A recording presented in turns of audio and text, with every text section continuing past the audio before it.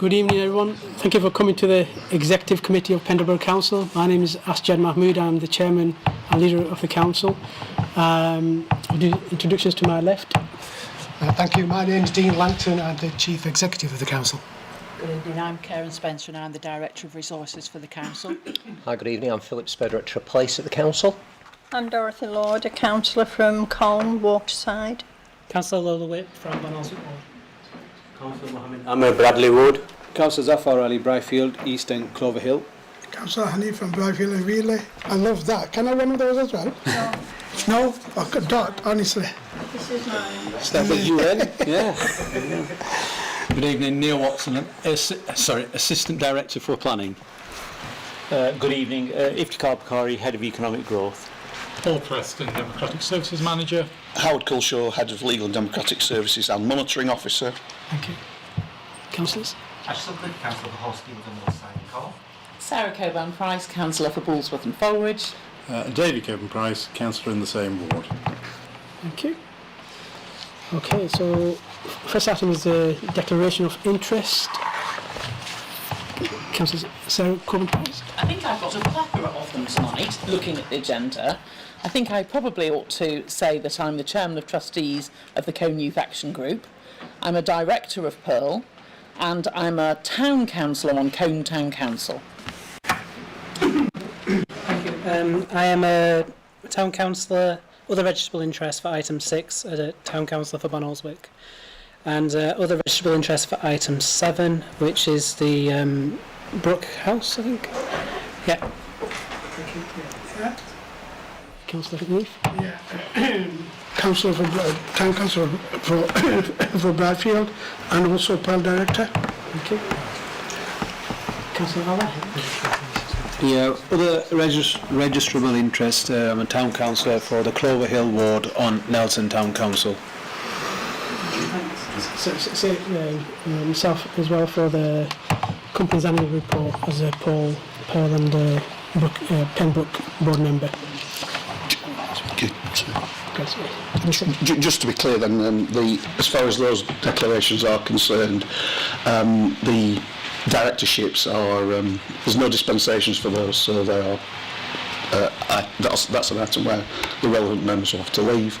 The Colne Youth Action Group has a dispensation, as Councillor Coburn-Price mentioned. Yeah.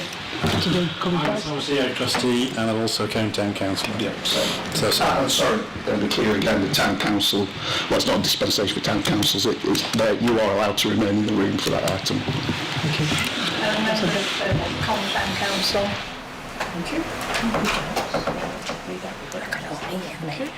So the next item is public question time to receive for a maximum of 15 minutes questions from members of the public on issues which do not appear on the agenda. Oh, thank you. The minutes of the previous meeting. Chair. Thank you. Thank you.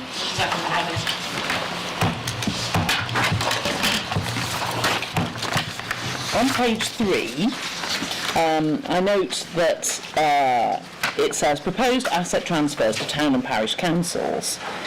Dean Langton responded to councillors' questions, comments and concerns, but I didn't understand it at the time. What would be happening to Gibb Hill? Gibb Hill is not part of the asset transfer at this stage. May I ask why? No? Okay.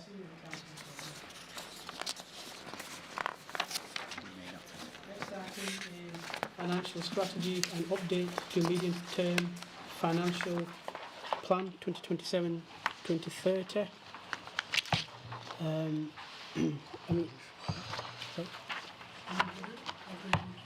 Yeah, I can. Yeah. So I'll move the report as set out. It's quite a detailed report. It gives the current position of the council. Just loading up.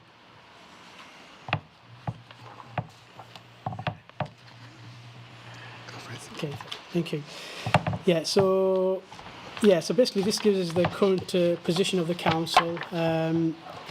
obviously we've had a 3-year settlement from the government, which gives us a bit of stability. But considering that we're going into LGR, that we will be we've got to still be have a balanced budget and within the systems. There is a funding gap of approximately £447,000, which will be met within the kind of reserves and other growth items and within the year. So I move the recommendations. They're very detailed layout on page 2. Councillor Hanif. Councillor Whip. Thank you. I'm very happy to second that. I think we can thank the previous year's administration for the good position we're in now. It is a strong one, thanks to a circa £500,000 better off, and it stops us having to face some tougher decisions at this stage.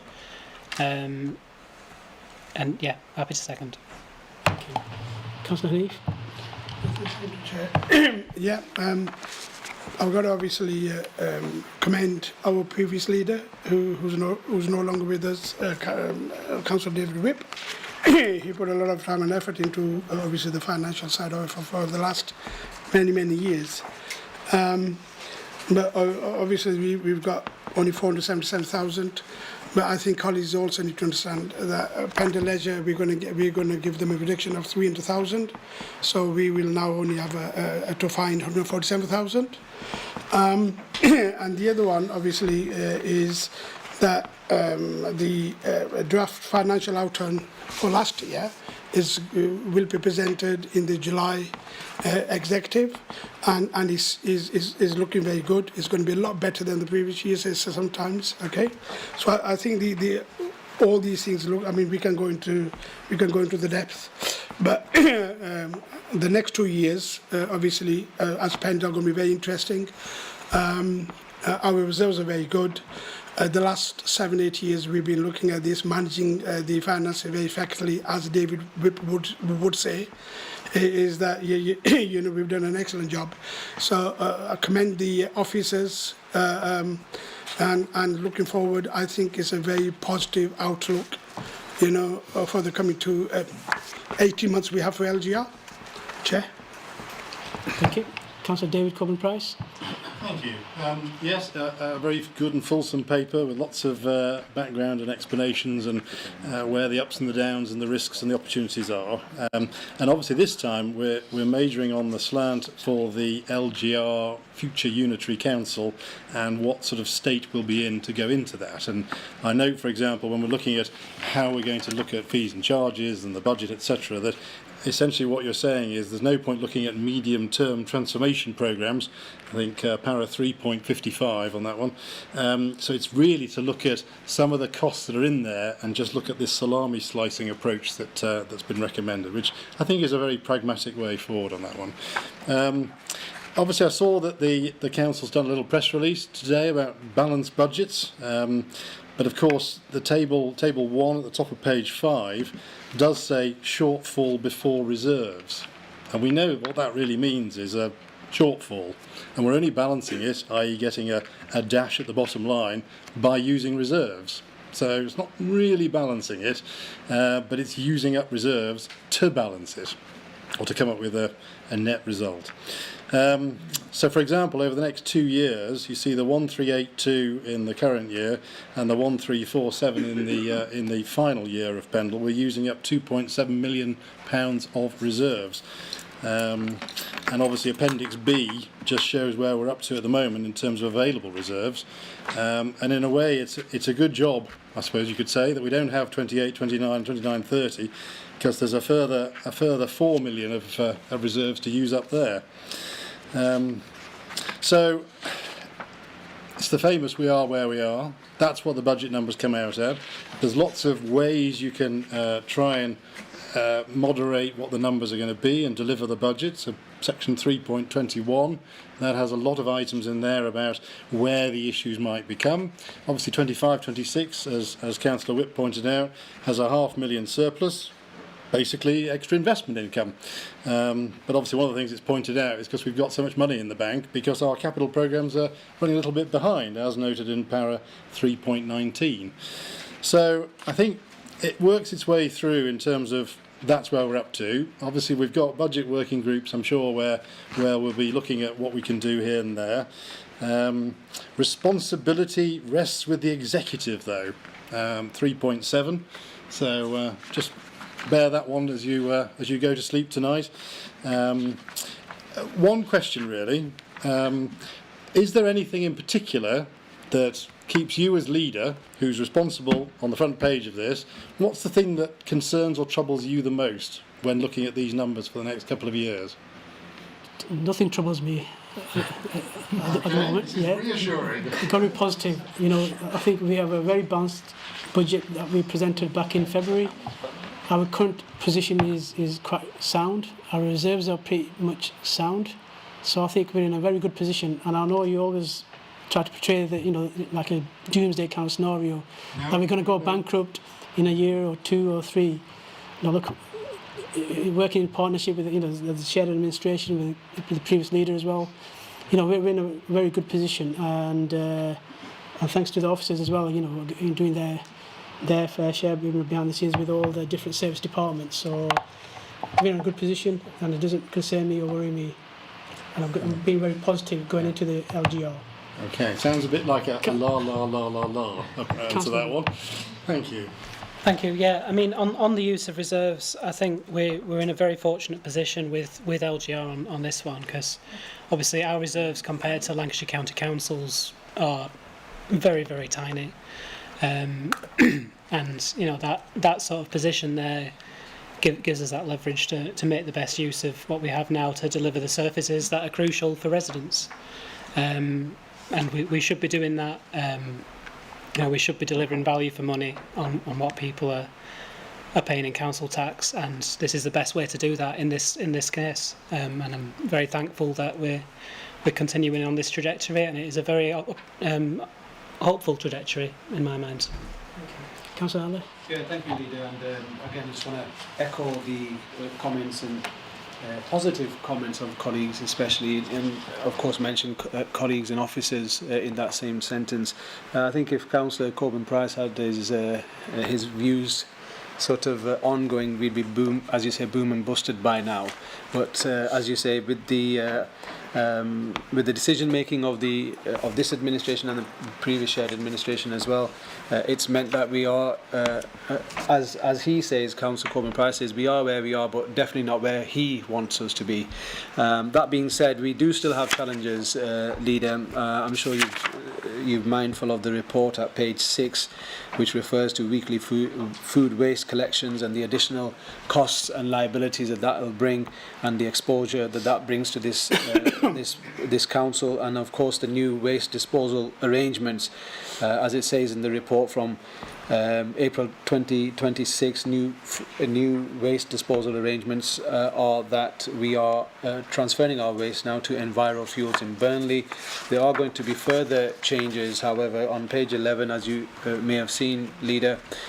Continued financial impact of the extended producer responsibility, commonly referred to as EPR, is set to give this council £888,000. However, that's going to be on the back of the introduction of a deposit return scheme where consumers have to pay for a single-use container at the point of purchase with a deposit, which is then returned back. So it'll be interesting to see how that's administered, and obviously the additional costs that'll bring as well.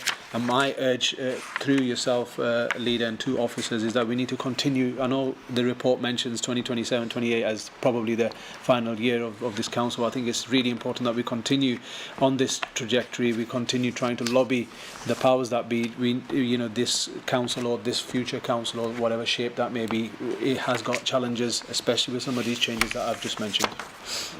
All those in favour? Thank you. So the next item is Policy and Partnerships Thematic Groups Annual Report.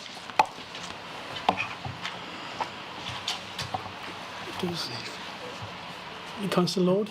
I just wanted to say thank you to the people that are working towards a good outcome on this one, so thank you. Councillor Henry. Yeah, thank you, Doc. I think the work we've done by officers has been excellent. Great results the last few years. If you look at the different projects we've been doing in arts and culture, community safety, community cohesion, health and well-being, great results.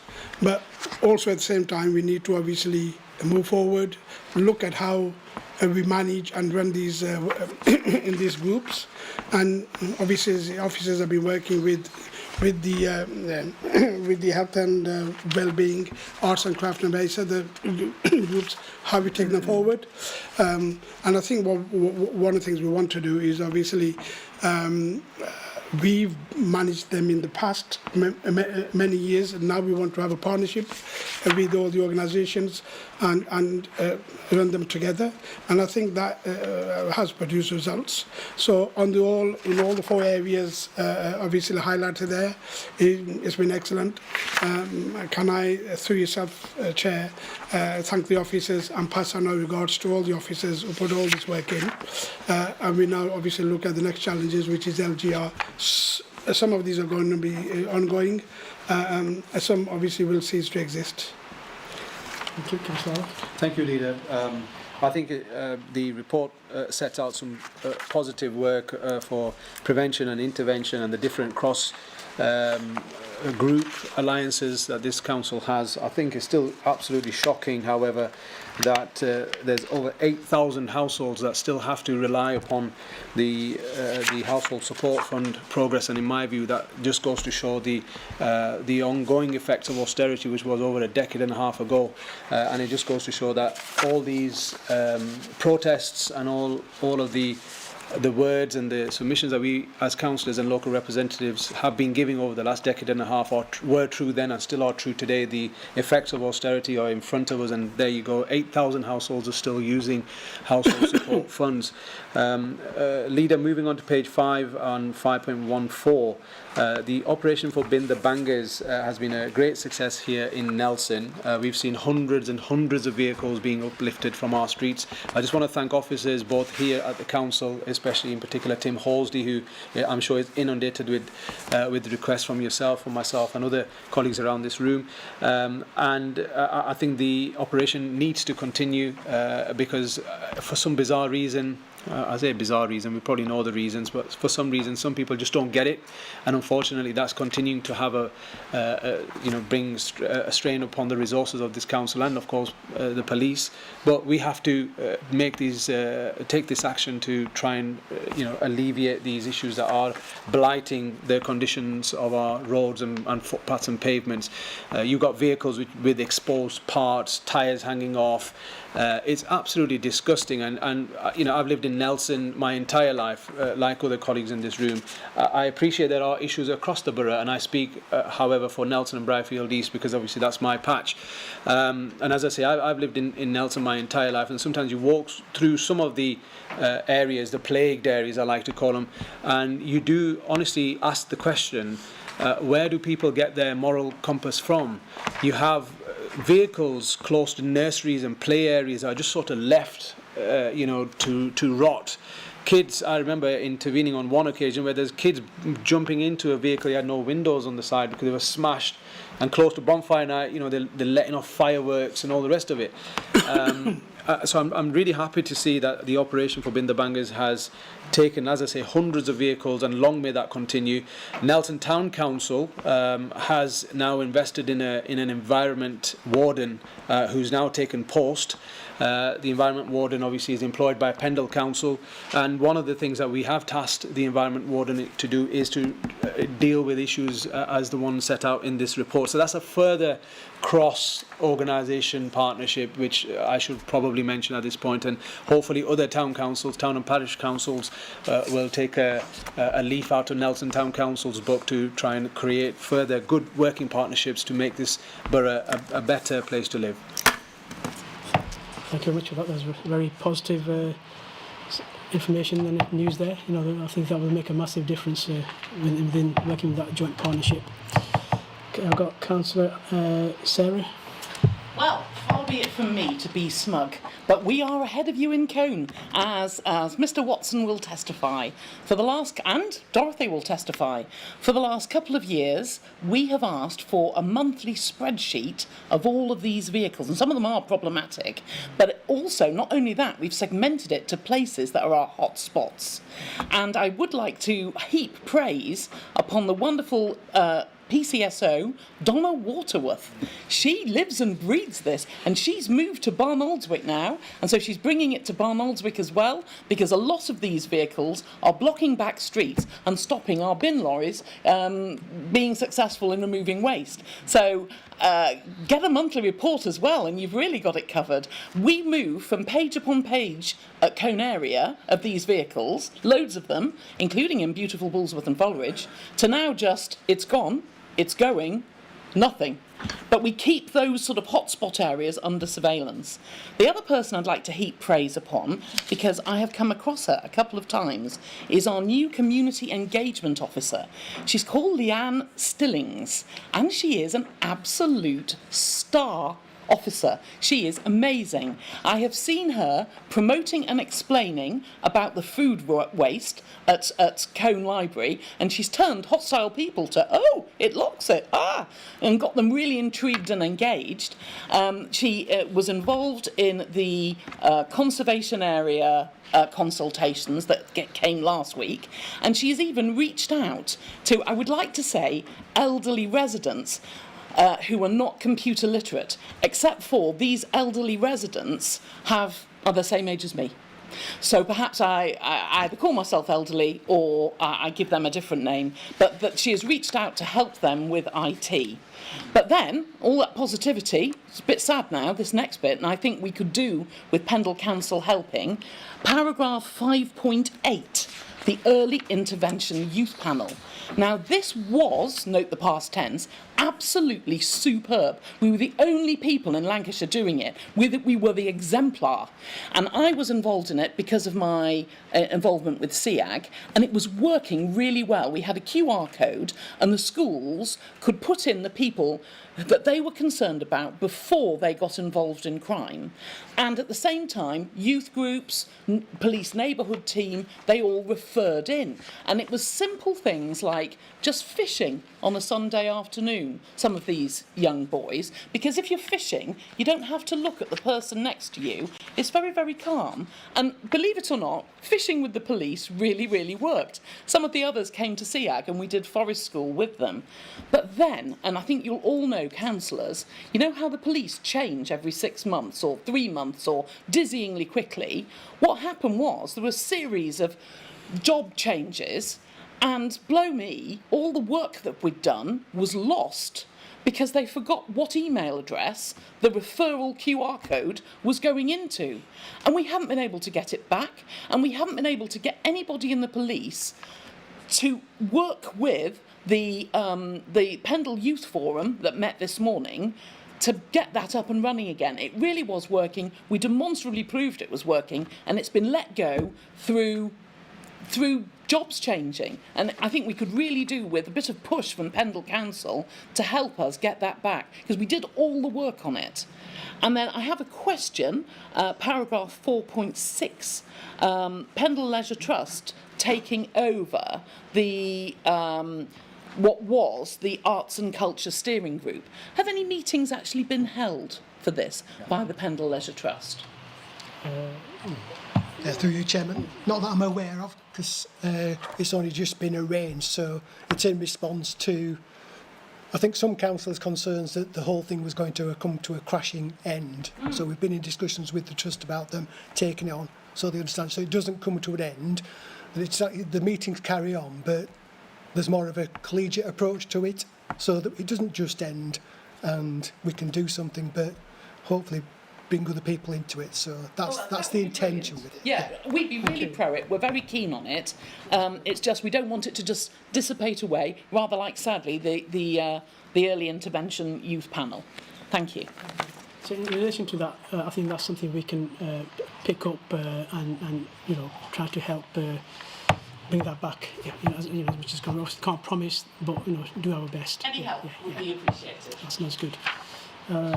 I've got Councillor Sutcliffe. Thank you, Chairman. So when we got this report through and it says Policy and Partnerships Thematic Group's Annual Report, I thought, oh God, yawn. But what a snappy title. And I opened it up and I started flicking through and I thought, oh, right, because I didn't know what it was. I thought, actually, it's all the bits of things that probably people don't realise that the council do.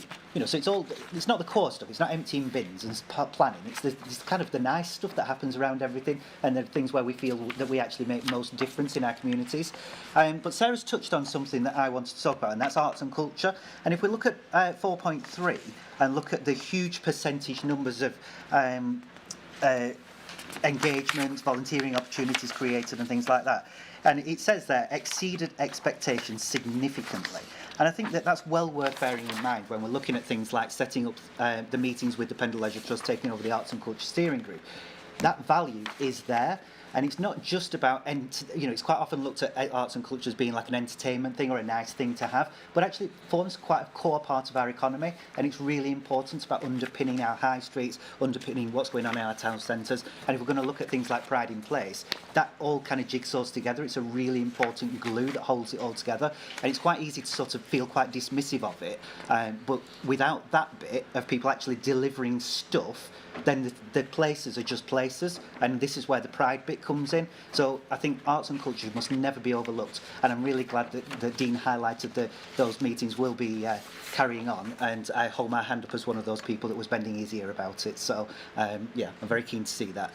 But it's a great report to kind of put in front of naysayers about Pendle Council, about things like the backstreet blockers and, you know, the antisocial behaviour and all the stuff that we can actually say we are doing something about it. Sometimes it doesn't feel big enough, but we are doing things. And, you know, whether it's in Nelson, as you said, you know, you've got things that are going on. We're doing things in Colne. There's things going on in Barnoldswick and West Craven. We can show clear examples of that, and this report really should be much more snappily titled and much more PR around it to give it a bit more boost. So let's be more proud of this report and give it something more interesting so that people don't have to be geeky to find it, like Sarah. Councillor David You're a Corbyn-Price. self-professed. Just adding to that one, in obviously we talk about the partnership working. I think it's good as well if we can name drop some of the partners involved in it. So if you look at 4.2, for example, you know, the Colne Great British Rhythm and Blues Festival. Colne Town Council's done it for several years. It's getting the Blues Society involved in it as well. So they're working really well to spread it across the town, signing up extra venues, etc., getting the market itself, the new market is involved.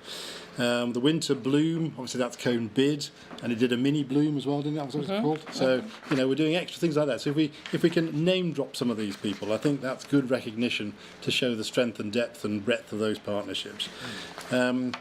Just a quick one on the youth panel. One of the things that it's pulling in funding from different places, and I think it mentions we got some money at SEAG from the Police and Crime Commissioner. We did a thing called Off the Grid, and that's the one that took the young people at risk or already engaged in criminality and gave them stuff to do, like fishing. You engage with the fishing clubs at Lake Burwain. You also do some forest school. You have trips to the beach in Kermit, the minibus, etc. And you do that kind of thing. And one of the things we did was to try to measure this, because these are people who are obviously at risk of getting into trouble. So we did a survey of what is your attitude to antisocial behaviour. When they first turned up on day one, what is your attitude to it? And about a third thought it was fun and exciting. And that's the problem. By the end of the week or so's course, 0%.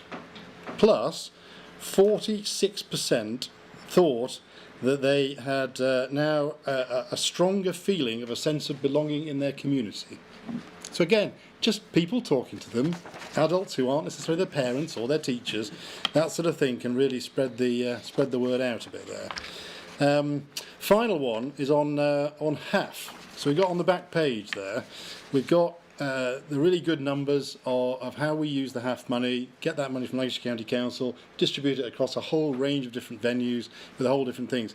The only issue we've got in a way is that if you look at the split of ages, there's far, far more age 4 to 11s than there are 12 to 16s. And of course it's the 12 to 16s that are most likely to get involved in antisocial behaviour. So if they're left not in these sorts of clubs, which have lots of fun things going on and lots of distractions and lots of things to exhaust their energy, what you need to do is get them to do this kind of stuff. again, what we do at SEAG is we have a morning session for the young ones and an afternoon session for the older ones, and that sort of keeps them busy and distracted. And that goes straight into the evening sessions. And that goes straight into our evening activities anyway, so yeah. Thank you very much. Thank you. All those in favour? Thank you. So the next item is Pride in Place Impact Fund, and I've got two speakers. Sorry, I've got one speaker. So I've got Diane Hamnet. So you have a maximum. So you have a maximum of up to 5 minutes. Okay. Well, I've timed myself, and it's usually about 4. So I apologise if I go over. I do have some notes. My name's Diane Hamnet Anderson, and I'm a resident of Earby. Some of you will also know me as an Earby Town Councillor, but I'm not here tonight as an Earby Town Councillor. I'm here as a resident. So thank you for the opportunity for me to speak. And congratulate Councillor Mahmood on becoming the new leader of Pendle Borough Council. So I've lived in Earby for 18 years. Very little of it actually involved with the council at all. And coming from the leafy suburbs of Heaton Moor in Stockport, my first visit to Earby, I was immediately struck by its beautiful location and access, very easy access to open countryside. I was still teaching then at a high school in Darwin, you might know it, Darwin Aldridge Community Academy. And although full of challenges working there, I loved my job there. I actually was there for 15 years and in Blackburn before that. As an A-level teacher, I have a proud record of helping my students gain access to university education. For many, they were the first person in their family to gain a degree. I'm proud of being part of their life journey, and they took the opportunity that they worked for. And I believe in opportunity. For all, many were living in difficult circumstances and situations, but my life has been greatly enriched by being part of their journey, where background, ethnicity, and poverty did not hold them back. And it's with this passion about opportunity that I'm talking here about Earby tonight. I think I've just turned 2 pages over. I apologise. So, over the years, because I was working very hard, if you know any teachers, you know they leave at 6 in the morning and get home sometime before midnight and start again. But anyway, getting to know people and the very friendly people and the strong community in Earby just made it even better. And it's a strong community, but it's a left-behind community. It's not considered. It's run by lots of community groups, volunteers, charities, but the town itself is overshadowed by other communities in West Craven. It's overlooked and underfunded. Despite having its own football team for youngsters who play at Hilltop, we have also a five-a-side pitch, a cricket club with youth teams for boys and girls, and a croquet club. None of these sports clubs received any award from the Pendle Leisure Sports allocation, not one.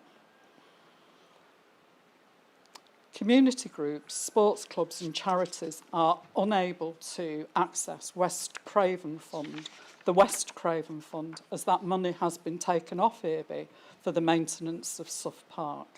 And these groups exist on raising money for events and funds from their own efforts and outside sources. What I've just relayed exemplifies the issues that Earby residents have.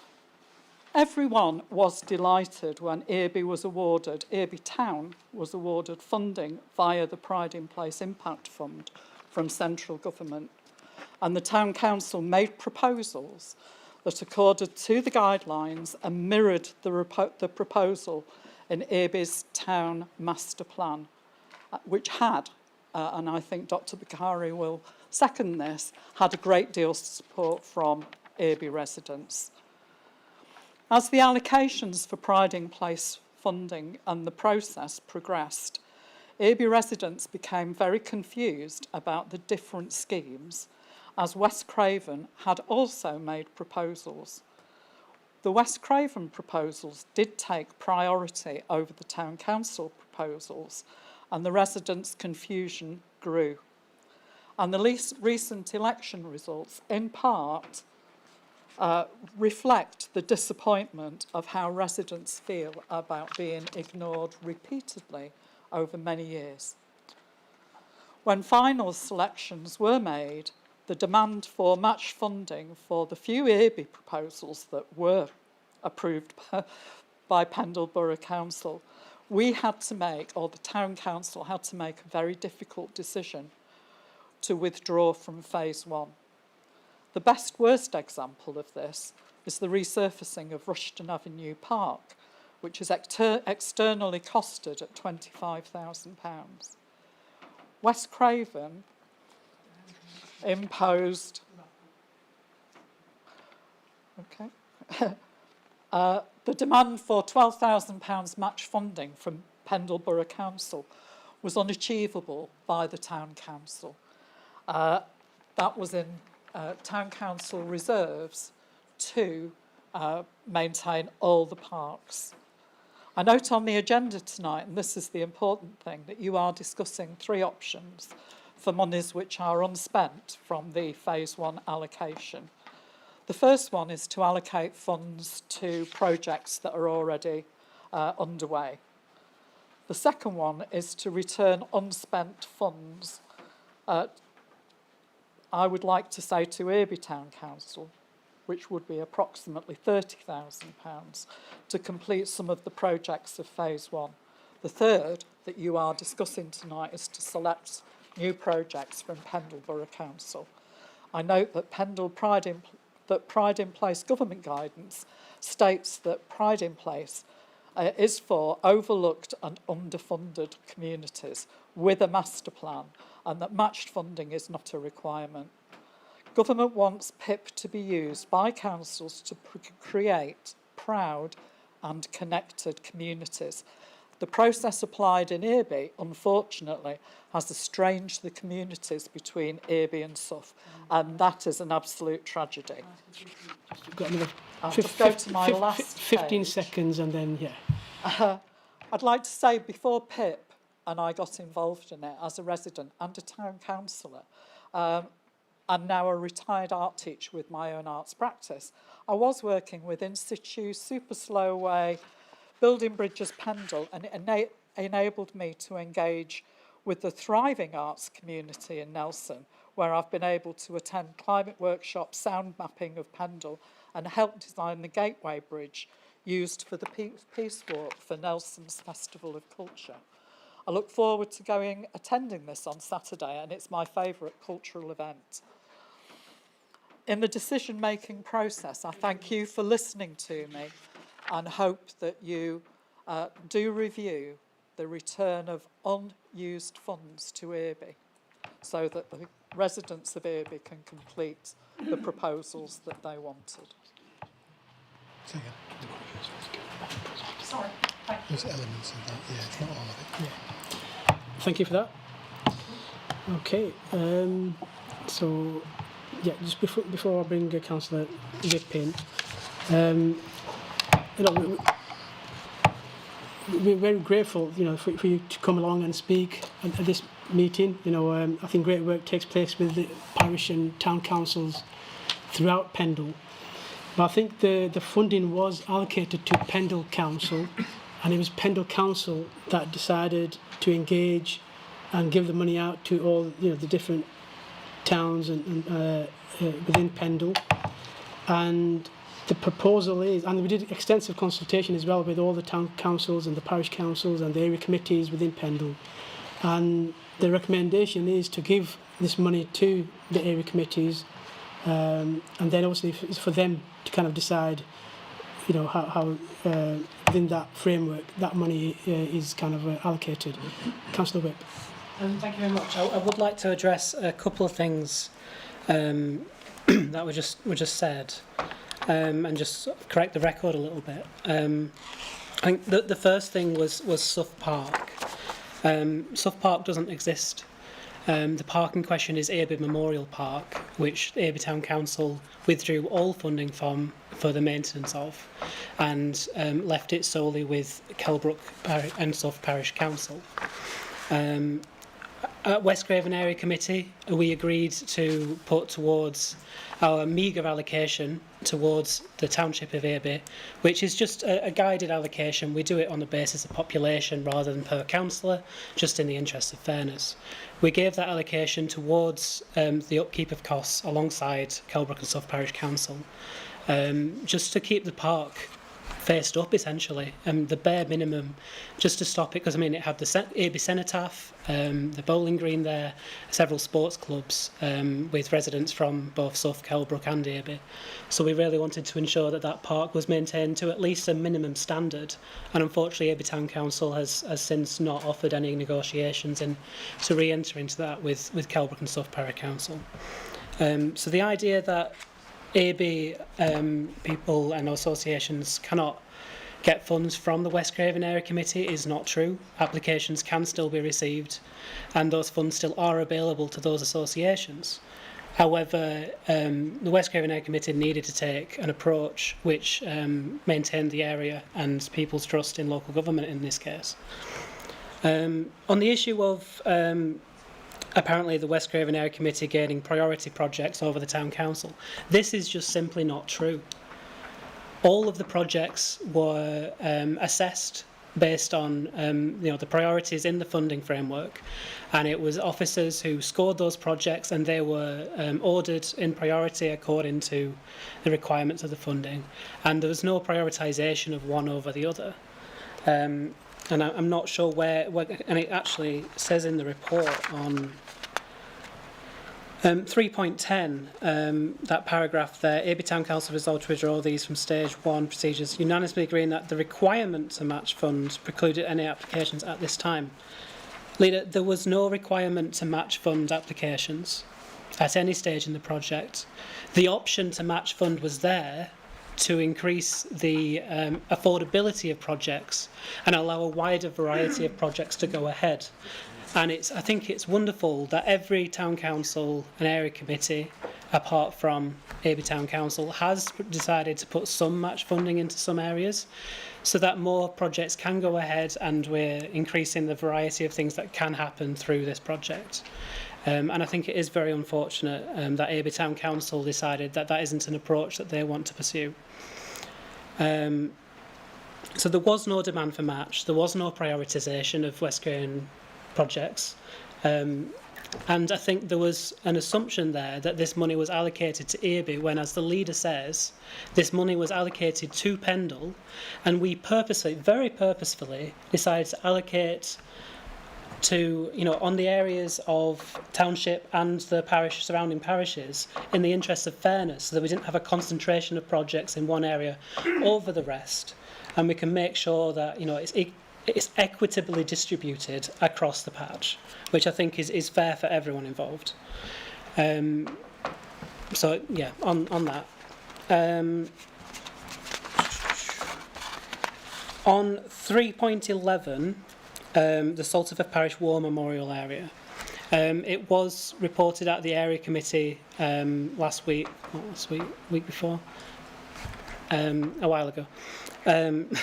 There has been approaches. In fact, the scheme was suggested from an approach by someone who wanted to volunteer to raise a flag there. So I don't think it's appropriate to take this out. This was in discussions with Salford Parish Council, who I think weren't aware at the time. It was one of the past members or present members who may not be involved now, that I believe still wants to get involved in raising and lowering the flag. So I think if we take that out. So I would like to move the recommendations with the caveat that I think that with respect to 3.16, that we should prioritise looking at the responses to the public survey for additional ideas. Now, the overwhelming public response to the AIB allocations was youth provision, teenagers and young people. And I think that, you know, we need to reflect that in our approach going forward. And then the last thing, 3.17, a report back to the next executive. I'm just very mindful that there's only 9 months left. And if we get a report back to the next executive, that's only 8 months to go. So it's my suggestion that we delegate this to the leader and deputy leader, and you know the officers to properly move this forward in a quicker fashion, on the basis of those priorities. Yeah, I think, yeah, before we bring Dean in, I think the key thing, the report acknowledges, back in March, we kind of approved 50% of the funds that we had, and obviously there was 750,000, in total we had 1.5 million, and there was 750,000 was withheld by the government because of obviously the local MP, raising some issue, and also I think there was a letter that went in from one of the residents. But as the report acknowledges, the government, we liaise with the government, we kind of spoke and also responded to the local government, providing them with all the details of the planning and the governance arrangements of this programme, and they were submitted, and the government was happy with the process that we took, the consultation that we took, and we got very positive feedback. And then also that 750,000 has been released. So the thing is, the vast majority of the projects, especially in these other areas, have already been identified and approved. And it's really important that, we kind of pretty much crack on and deliver those, because we've got a very limited time frame. Because we have done extensive consultation with the town councils and the parish councils and their committees. And it's very important that we kind of, let's say, we crack on, and I accept your points that you make, about specifically about the EAB, generally. Dean. Thank you, Chairman. So, the way the report is written is to try to simplify the process in light of the amount of money that's left available, because, look, we have to get on and start spending this and doing the schemes. So the purpose of the report is to say, look, let the area committees have the discussions with the respective town and parish councils, should they so wish. But ultimately, it's for the area committee to propose a set of projects within the funding available back to the executive. The executive will consider them, and then we'll move forward at that point in time. It just needs to be a fairly simple process to get to the point where we can start doing this stuff, because ultimately we're going to run out of time in actually delivering what will be nearly 80 projects, right? And that's not a small task. And we want to commit the funding, we want to get it done. Everybody wants to see the best out of this funding.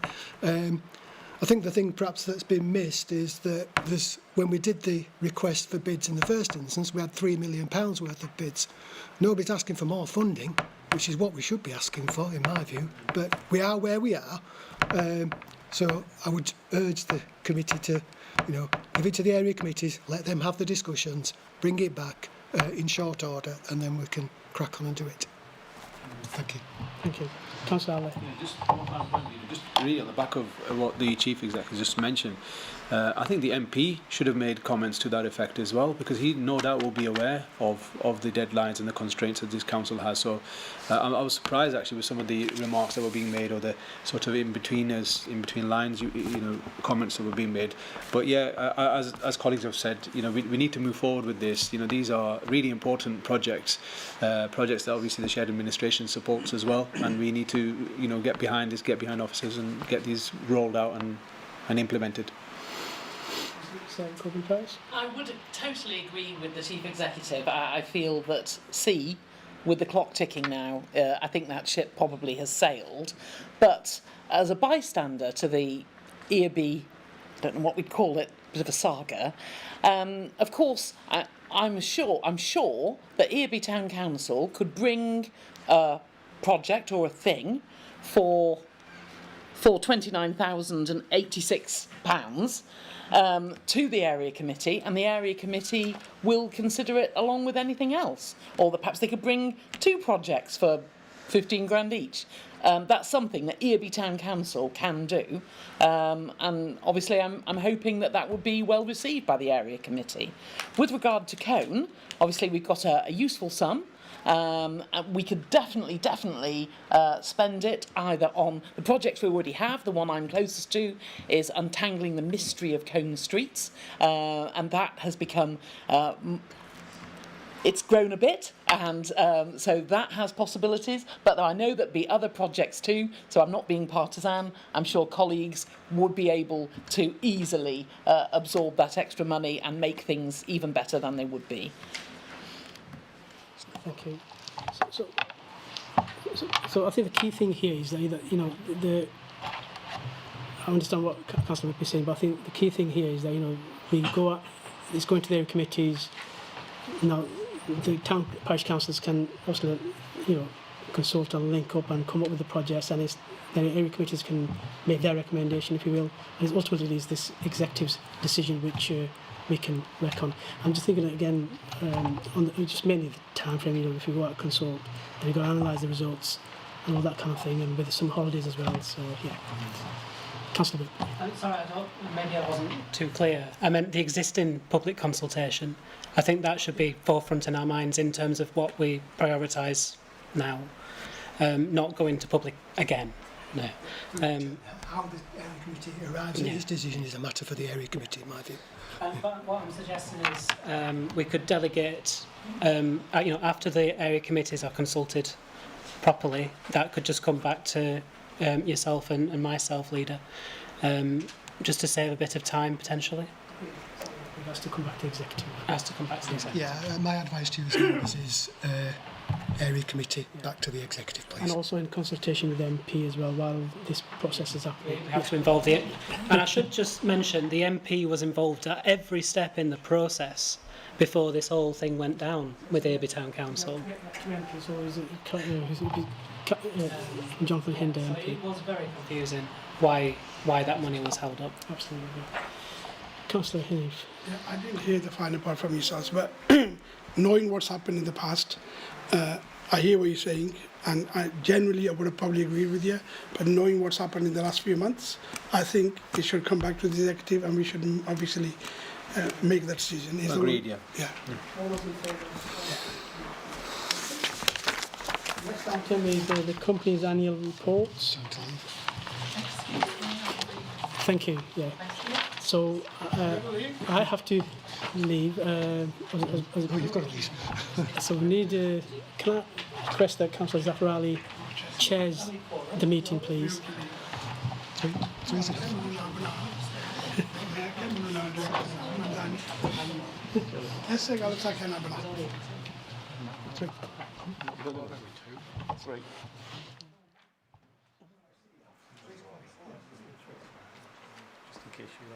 So, colleagues, we've got the report in front of us, item 7.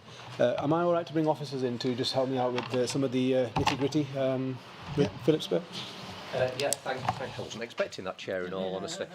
So thank you for that. Okay, what the report is seeking to do is update executive on progress made and future plans around the Council's JV companies. The Council has a number of joint ventures with Barnfield Construction through the Pearl mechanisms, and we also have a joint venture arrangement with the Brookhouse Group through the Pembroke JV.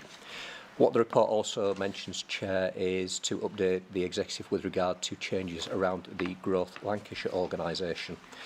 So what the report does, Chair, very, very briefly, it talks about the background to each of the joint venture companies and goes through the achievements that have been made, in some cases about 2007, with regard to the Pearl JVs from 2007 onwards. A couple of things to highlight, Chair, at 316, the recent completion of Colne Market Hall refurbishment under the Pearl 2 project. I think at 318, Chair, most members will be very familiar with the, I think, phenomenal, fantastic project around the regeneration of Briarfield Mill, which has been going on for a number of years, but I think it's something that Pendle and everybody involved can be immensely proud of. It talks about the Pearl Together joint venture with Barnfield and Together Housing Group and some of the schemes that they delivered under that mechanism, particularly at 3.29, reference to a couple of ongoing housing schemes at Spring Mill in Earby and further Cloughhead in Nelson. On page 5, Chair, the report makes reference to a more recent joint venture arrangement with the Brookhouse Group, the Pembroke JV. Pembroke is particularly involved in the regeneration of the centre of Nelson, particularly the redevelopment of Pennell Rise Shopping Centre at 3.34, and there's a reference on page 6, Chair, to work around Trafalgar House. Also reference halfway down page 6 to a future report, hopefully to the next executive meeting, around the Bankhouse Road housing scheme in Nelson as well. Finally, Chair, the report makes reference, bottom of page 6 onwards, to the wind-up of Growth Lancashire. And Growth Lancashire has been very important in providing enterprise and other support services to companies and organisations in Pendle and beyond.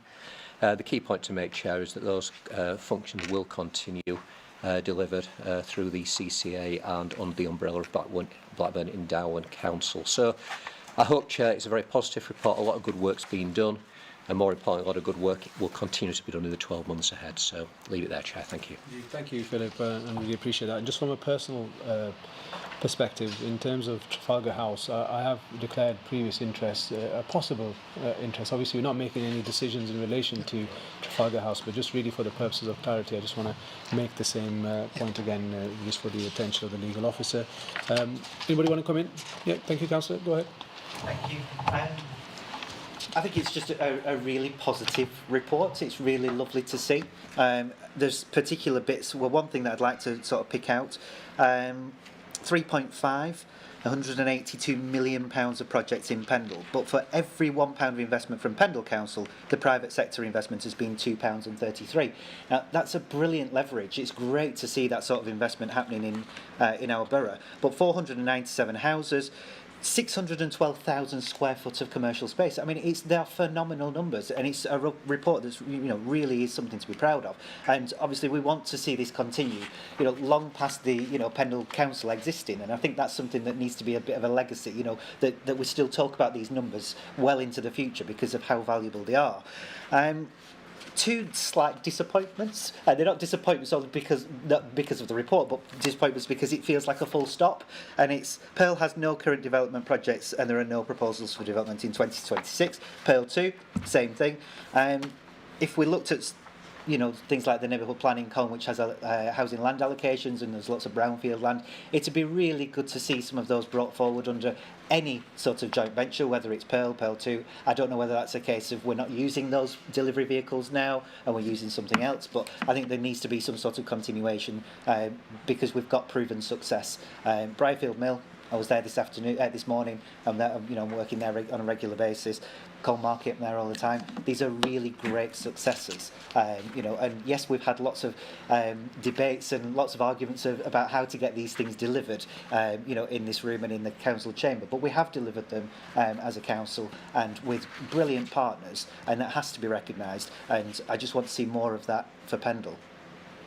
Thank you, Councillor. Yeah, Councillor Colton-Price. I think, yes, just echoing the comments that Ash has just made there, I think there is a great list of names in this document in terms of the projects that they're buildings that we use and see and spend money in and people live in, etc. So I think they're great for that.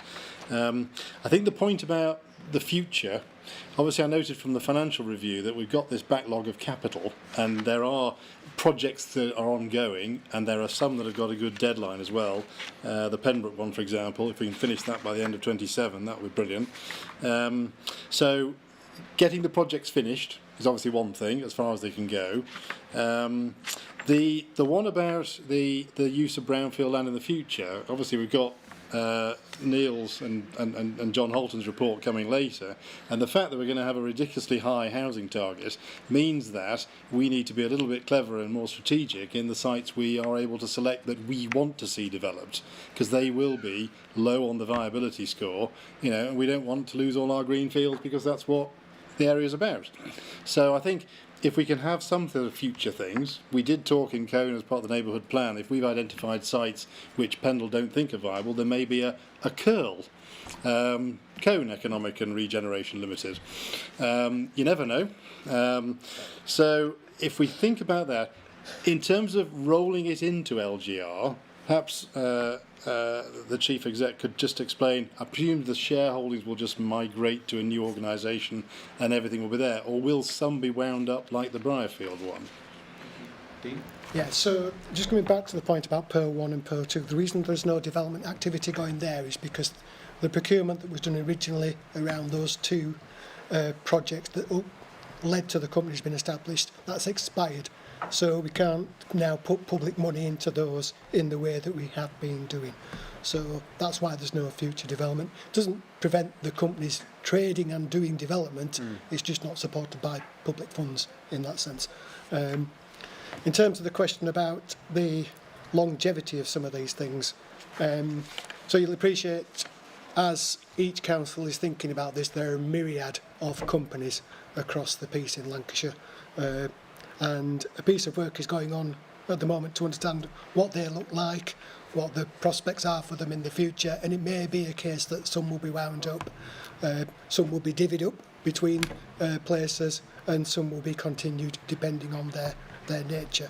Pembroke's probably a good example of that, because Pembroke has only recently been procured, of course, and when you look at that procurement and exactly what was procured, it's quite a broad remit. It's Pendle-wide, as I remember, and it can do, you know, commercial as well as housing development. So there are opportunities potentially there for this council and some of the sites we're talking about as well. But equally, it's probably one that will go into the future because, for example, it will be a holder of Pendle Rise, or the new Pendle Rise in terms of its assets as well. So that's one that probably will persist. Pearl 1, Pearl 2, well, Pearl Barronfield Mill's been wound up anyway because of the end of that. But just, you know, we need to review Pearl 1 and Pearl 2 just to understand what needs to happen. For example, we had discussions with Cone Town Council, as you know, around some of the assets in there. So yeah, those are a couple that just need a bit of work. Excellent. If I may just finalise, I had a question about the Growth Lancashire one, just a quick one. Briefly. Obviously, we've engaged Growth Lancashire to do conservation area updates. So I presume that even if they're not called that, they're the same people will do it from a Blackburn with Darwen Council person point of view. Right. Okay. Nodding of heads is good. Thank you. Thank you. So, colleagues, this is a massively positive report. I just want to take this opportunity to thank officers, not only of this council, but also our shareholders. I'm sure that thanks has already been processed to them. But as the report has set out, you know, the turnaround of some of these projects is phenomenal. For a borough with such financial difficulties and issues, it's excellent to see that these projects have come to fruition, and it just goes to show sometimes you've got to put some trust in some of the unseen possibilities of, you know, delivering excellent projects, which is what has happened here, and hopefully going into LGR may that continue as well with a new formation, either by way of bolstering Pembroke or some other joint venture. So in terms of the recommendations, colleagues, obviously 2.1 to 2.3 is pretty clear. Are we all in favour? Thank you.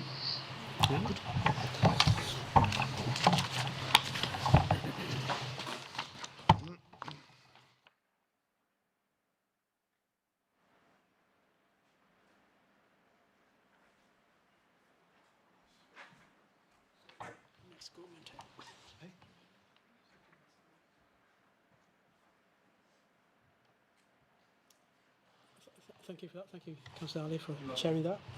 Okay, so the next item is the Pendle Local Plan 5th edition. And hang on. Yeah, I think that's right.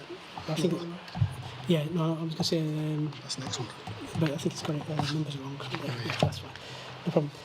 Councillor Whip. Thank you very much. Yeah, so, I mean, we've been floating having to do the plan for quite a while now at the executive. The word from on high is we do have to go ahead and put that in motion, no matter how much of a nonsense it is in terms of LGR and the timing and everything. So we've got to do it, so we're going to do it. I'll move the recommendations and ask Neil Watson to fill in any gaps that you may feel is pertinent. I'll happily second that. And if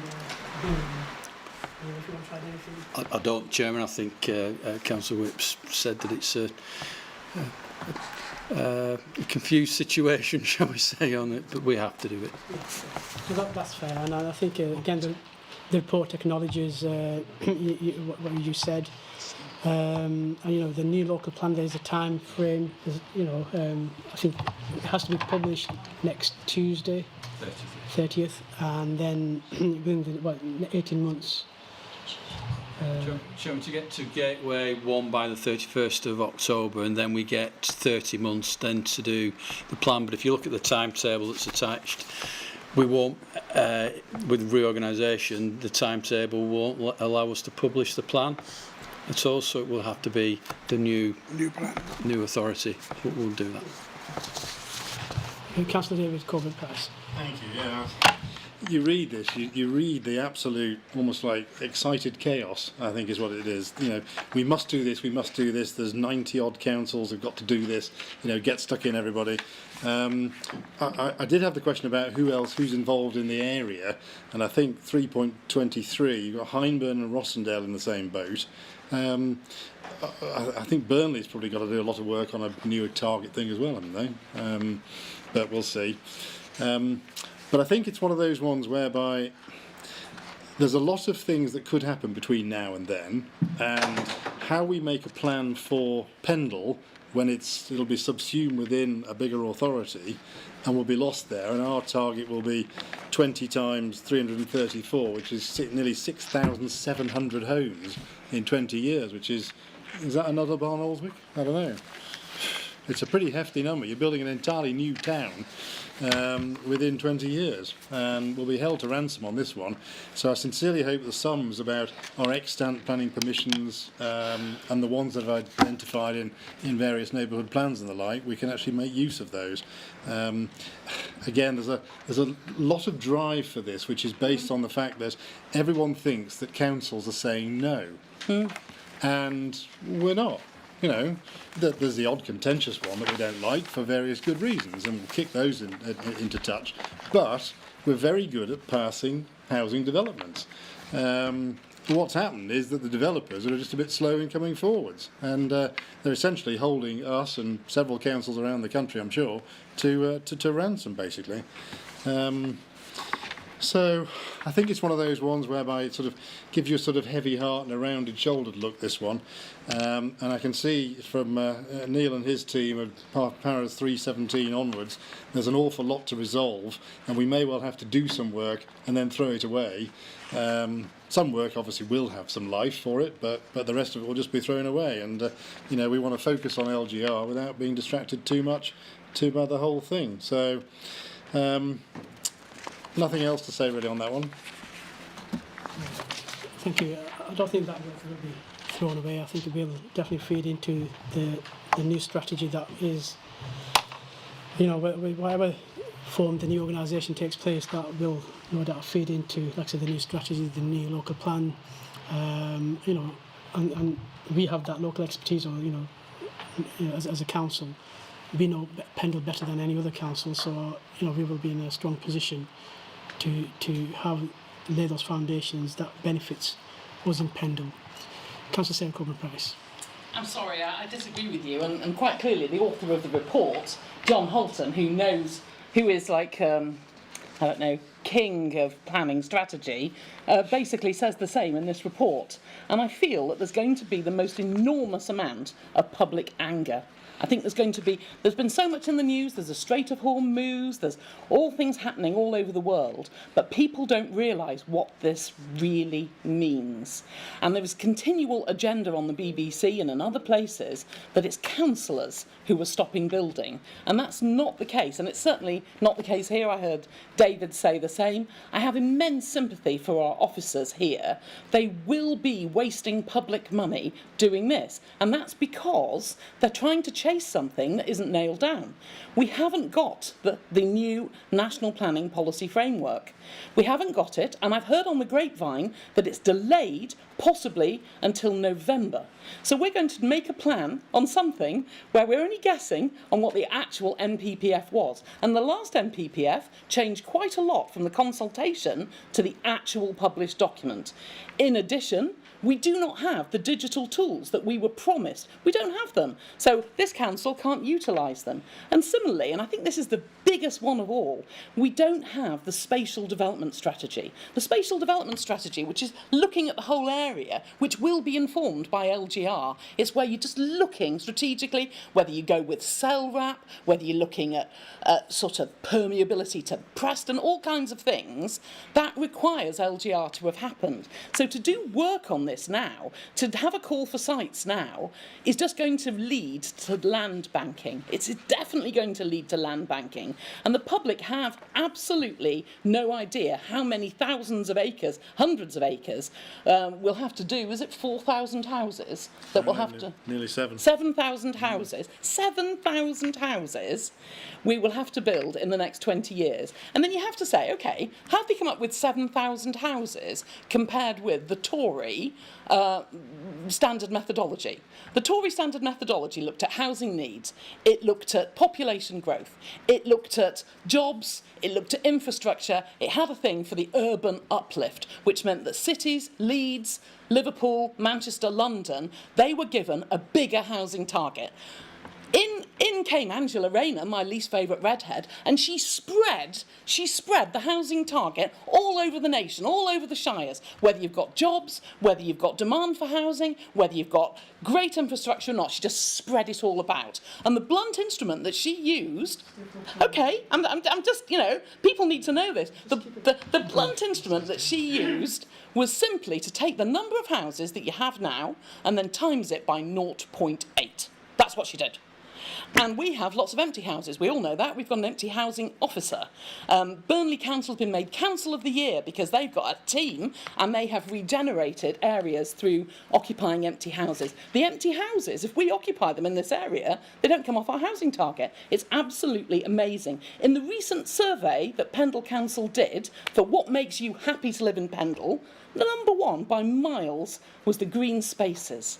That's what our residents love. You know, you like going on all about the doom and the gloom, but the wonderfulness of Pendle is its green spaces, and that is what is threatened by this. I feel for Neil, I feel for his team, I feel for John Holton.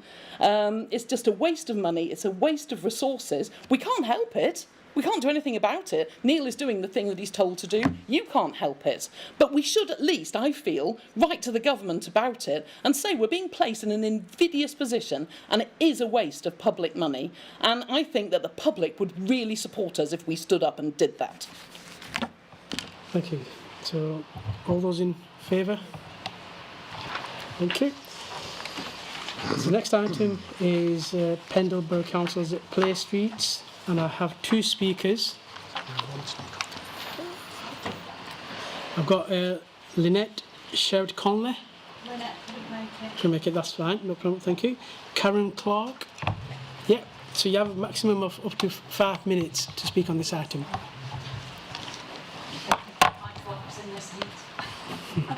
So apologies for some of the residents couldn't make it, unfortunately. The timing of the meeting coincides with bedtime and this is all about the children. Right, need my glasses now. So good evening, everybody. I want to speak tonight not as a politician or a campaigner, but simply as a mother and as someone who has taken time to see Combe Play Street for myself. Like many people, I'd heard different opinions, but rather than relying on social media or hearsay, I went along to observe what was actually happening on Belgrave Road in Combe. What I saw was children simply being children. They were riding bikes safely, playing football, drawing with chalk and laughing together. In a world where we constantly hear concerns about childhood obesity, mental health and too much screen time, it was genuinely refreshing to see children outside, active and enjoying themselves. But it wasn't just the children that stood out for me. I saw neighbours talking to one another, parents chatting while their children played, families spending time together and residents connecting with people that they might otherwise just pass by. That sense of community is something many places have lost, and it's wonderful to see it happening naturally. As a mother of 5 boys, I know how important opportunities like this are. Children won't remember a short diversion on a Sunday afternoon. They'll remember learning to ride a bike with confidence, kicking a football around with friends and making memories close to home. Of course, it's right that residents' concerns are listened to. No community project is perfect, and if improvements can be made, then they should be. But I also think it's important to look at the bigger picture. Place Street isn't a permanent road closure, and it isn't anti-car. It's a temporary, carefully managed event that gives children and families a safe place, a safe space for just a few hours a week. We often talk about wanting healthier children, stronger communities and less isolation, and here is a scheme that actively encourages all 3. So I'd like to leave you with one question. What kind of community do we want to be? One where our streets are simply places we drive through, or one where for a few hours every now and again children can play safely, neighbours can stop and chat and communities can come together. Having seen Colne Place Street for myself, I genuinely believe that the benefits far outweigh the inconvenience, and as a mother and an observer, I believe this is something worth supporting. Thank you for your time. Thank you for that. So just before I bring Councillor Whip in, obviously we do want our streets to be used by our children and play safely, and you know, the community to use those. And I think that's the whole purpose of bringing this report, and this sets out the new strategy in place that works with within Pendle. And if there's any, say for example, we've got the Belgrave Road in Colne application. So I think it kind of formalises that and makes, working with the Lancashire County Council, it makes it kind of brings all the strategy together a little bit. Councillor Bill. Yeah, thank you very much. Just to say, I'm greatly supportive of these kind of initiatives. I think it's quite hard for some people to even comprehend how much sort of our urban environment has changed in the last sort of 50 to 70 years. Back in the day, people would play out on the street regularly. The advent of cars has changed the urban landscape significantly into how we engage with our local communities and how children play. And I think any initiative to try and step that back a little bit and open up those spaces to the people who live there is great. And I'm very supportive in us doing that as a council. However, I do take a couple of issues with the set out procedure and policy. I think it's much too rigid and doesn't reflect the nature of play in an urban street setting. And how those sort of occurrences should naturally emerge when people get organised as a community and decide to do something. So my issue is the 6 to 8 weeks, which is just it's very difficult for you to 6 weeks time. You have no idea what the weather's like.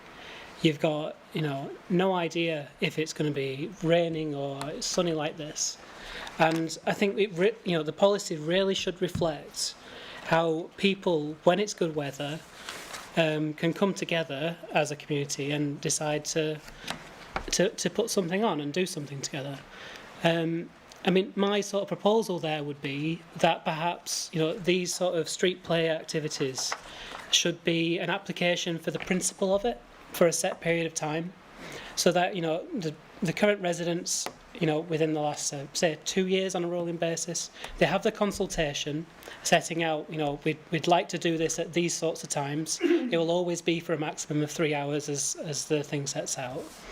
But then once the application is approved with the necessary consultations and neighbourhood agreements in place, that can then be done on a much more ad hoc basis in response to the sort of the weather and everything else going on. So just a question to Neil Watson: is that possible under the legislation? Can we do it in sort of a rolling in principle application setting rather than a rigid 6 weeks notice period with set dates. I think there may be a slight misunderstanding. 6 weeks is before the first event. After that, because we need time to administer and get the court orders and all that in place. So after that, it will be the frequency of the people who want to hold that. But you have to have an order in place to close the road, so it will have to be fixed time. There's no way around that in law. But the first event is just give us time to get the applications in and go to court and give us time to deal with it. So is that then on set days of the week or set dates? Yeah. Yeah, okay. We won't be, sorry, through you, Chairman, we won't be able to say just close it when the weather's okay. I'm not being facetious. It will have to be a given day for the actual legal order to take place. And that's a requirement through the legislation. Yeah, okay. Councillor Heath? Not? Councillor Lord? Yeah. I think Sarah will be very pleased to know that I'm coming round to this idea. Sorry, Ash. And the way you spoke about that street just took me right back to, you know, if you can go that far back, to my childhood days. And it was exactly the same, except your parents weren't chatting to each other. My mother was probably having a glass of sherry inside or something. But you know, that's what we did in the late 50s and the 60s. Where I lived in a close, there was a lamp post, and that was the lamp post that I tied my skipping rope, and I was always the one winding up. So it just transported me to that, and it was exactly the same, exactly the same. The only difference was in our close, I think there was about 10 houses, and there was only one car, and that was ours. And it was a Ford Angular. So, you know, we didn't have all that carry on with cars, but I just feel I'll go for it, Sarah. I might even come up and visit. Yeah. Good. Thank you for that. Councillor Hanif? Thank you. Just to follow up, I remember when we were young, I was young, in our streets, we used to have these regularly. Now, the difference was, there was no cars, the streets were empty, and the police were there all the time. The local bobby used to walk the streets every day. So what our parents used to do, all the neighbours, just talk to the local bobby, want to do this? He said, fine, go ahead. I'll keep an eye on it. And that was it. It was all done. And obviously ad hoc, as and when, particularly in the summer holidays. But now, 50 years on, okay, everything's changed. Too many cars, you know. People's attitudes are very different, okay. Not everybody is in favour of these things. The health and safety laws have changed, the highway laws have changed, everything else has changed. Too much paperwork has come in. So to do a simple activity, I remember, Chair, I'm just going off the tangent, I'm just going to follow what Sarah does now, just go on a tangent. At Hare Park, every summer, all the 3 schools used to have a 2-hour competition. Egg and sack races, 50 metres, things like this. We used to just book Hare Park, and all the 3 schools do it. 4 years ago, I thought we'll introduce this back. Believe me, it took me 2 months. I didn't get anywhere. We had to cancel the idea because the paperwork and the hardship and the signatures and everything else was so difficult. I'm totally in favour of these things. But at the same time, we have to follow the procedures. We've got to make sure everything is safe and the kids are safe, the parents. As much as we want to support this, we've got to make sure safety is also there first. So I'm all in favour of this, and it's a good policy. And Chair, I'm proposing that we accept it. Okay. Councillor Sarah Corbyn-Price? Would you like to go first, Laura? Yeah, I'd just like to second that we accept the recommendations. And in addition, and I hope it's accepted, I'd like a request to the town councils to go through in terms of provisioning the signage that is needed for these road closures. I know in Bonalswick we have a pool owned by the town council that we do, hand out to certain organisations. But I think, if we put a formal request into the town councils to joint work on this with the area committees, then it sort of lowers the barrier to entry for a group. Not every street can afford to buy a fresh set of street signs or even store them somewhere. So I think having that in place from the get-go is a great thing to have. Good point, and I think that can be accepted. Yeah, that's fine. Sarah Coburn-Price. So, accidentally, we have had, as you can tell from what Karen had to say, several of these sessions, and it was only when a taxi drove into some Cones that we found out that actually Cone Area Committee didn't have the power to run it. But I'd like to thank Philip Spur, who 14 months ago I wrote to about this idea because I heard an article on Radio 4. I want to give you confidence that this is done all over the country. When we started off doing it, the first officer's report said that every session would cost £1,000 in insurance. So we worked very hard to prove that we are not responsible.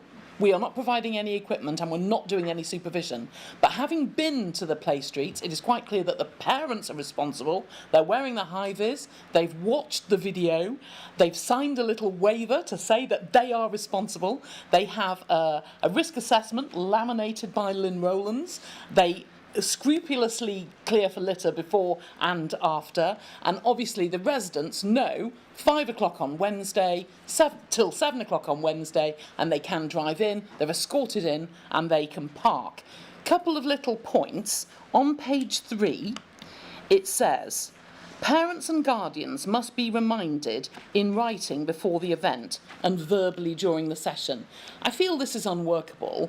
It adds a thing whereby somebody, an officer from Pendle Council, will have to contact them during the session between 5 and 7. Let me tell you that Keighley Avenue is planning on doing it on a Saturday afternoon. Surely, if the paperwork is in place, there's no need for them to be verbally reminded. And the writing in one event, I was agreeing with Lola.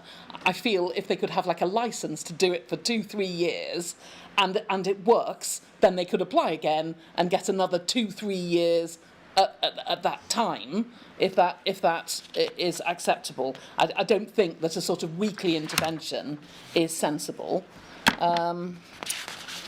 Second, I've mentioned about the video training, and I think the other councillors have really already said it, that we all enjoyed playing out as children. And, one Ford Anglia is unlikely to flatten you, but such is car ownership today that parents can't be relaxed with just car like we used to have in our childhoods. And this session as well has really highlighted to me how many disabled children who wouldn't be safe going to the park, whose parents want to keep them very close at hand, are given freedom that they wouldn't ordinarily have. And I've seen that at Belgrave Road, and it really was quite moving to see them enjoying themselves and being free. And also, this scheme runs for back streets as well, which wouldn't be onerous for most people. So there will be some people that could close their back street. Just to make sure that we can agree that the recurring closure doesn't have to be informed every single week. If you can just be clear in your agreement on that, I would be so grateful. Yeah, I think the key thing there as well, Roy, is it's the organisers who have the full overall responsibility, not the officers. No. Okay. Councillor Ale? Yeah, thank you, Leader. And I just want to echo the remarks of my colleagues. We all want to go down memory lane about playing on streets, etc. So, it's really great to see such an initiative, and as councillors have pointed out, these have been taking place up and down the country, and it's really important that this council does have a procedure and policy of its own. One further observation is in relation to under 2.2 permissions and approvals. The policy suggests that there'll be the organisers must provide evidence of consultation with all affected residents and businesses, how their concerns raised have been addressed, and a completed risk assessment. Councillor Hanif made a valid point that not everybody will be happy with proposals. Generally, I'm sure they will be, but maybe we could just add there. I don't know if this is practically feasible, but I think it's important that the local councillors should be made aware, and that could be done by way of so the affected area committee of a proposal should just maybe be sent a polite copy of a notice of such an application, just like planning matters, for example. And I think it gives local representatives that chance to just monitor proposals that are coming forward. And I just want to make that friendly suggestion, friendly amendment to the policy. And the lawyer in me cannot go past the paragraph under 2.3 about public liability insurance and how it's going to be mandatory for organisers.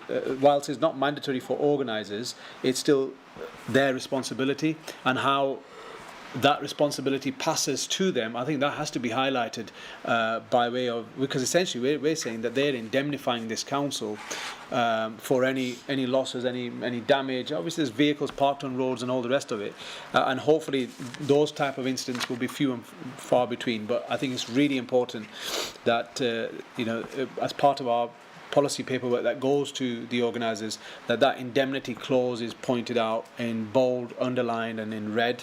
Good luck to the residents on Belgrave Street. Thank you for your presentation, and good luck with your street play, and hopefully there'll be many more to come. But I just want to make that friendly amendment about notifying affected area committees with such proposals when and if they arise. I'm sure that can be possibly accommodated. Yeah. That's Councillor Sutcliffe. Thank you, John. Dorothy, I will share your change of heart in a way, and it's something I've never been against this. It's just something that I've never supported Sarah fully with, because I always thought kids just want to play out. Just open your door and they go and play out. That's what we used to do, But things change, times change, and we forget. And I think that looking at everything that's happened on Belgrave Road, and if those taxis hadn't driven through the cones, we actually wouldn't be having this conversation and formalising things, which feels unnecessary, but actually it's really good to have a policy in place that actually can be used more broadly. So it's almost a happy accident, and it's disappointing that we've got this trouble and we've had all this wonderful weather where we could have been having play streets that we're not. But we've got to a point now actually where it's probably more broad and acceptable, and I think everyone's points on board that they're all quite useful, and we've ended up with probably a better position policy-wise than previously where we were. Just to note some of the things about the residents that are involved, they have all been written to. They all agreed. They've had meetings. It's actually been a really good setup and a really good test case. And testimonies like Karen's. Wherever she's gone. Testimonies like Karen's. They are really what kind of made me think about coming back to the Policy and Partnerships Group's annual report thing. You'd almost want to see a new subheading in there with play streets to say actually that's something where we're creating health and well-being and security for communities. It sort of sits somewhere in that sort of genre of things that's going on. So I am disappointed that we've ended up here, but actually we'll end up with something good out of it. So all's well that ends well, and let's go and play skipping, Dorothy.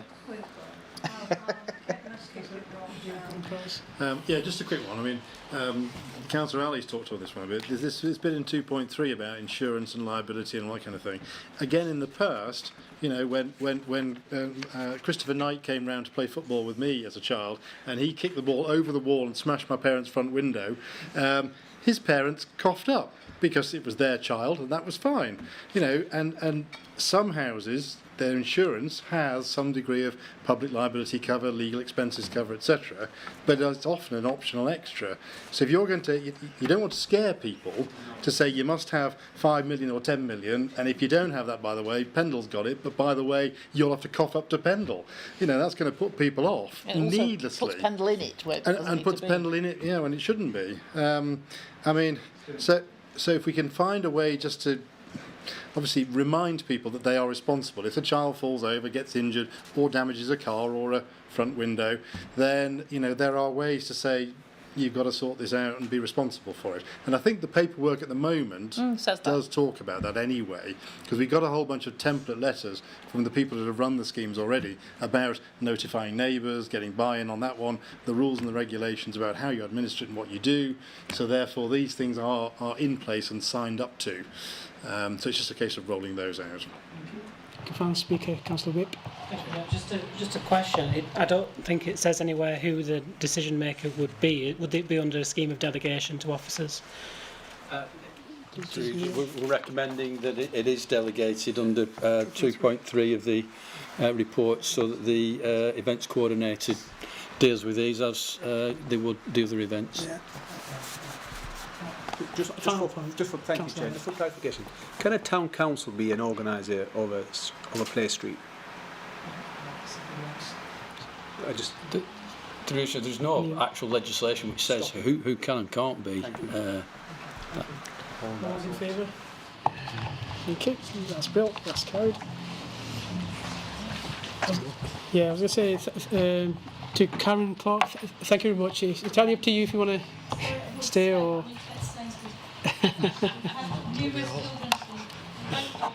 Thank you. Thanks for coming. Yeah.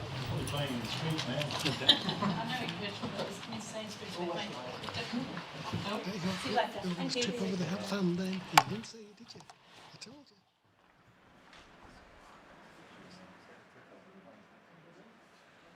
Next item is Pendlebury Council anti-fraud, theft and bribery policy and anti-money laundering policy.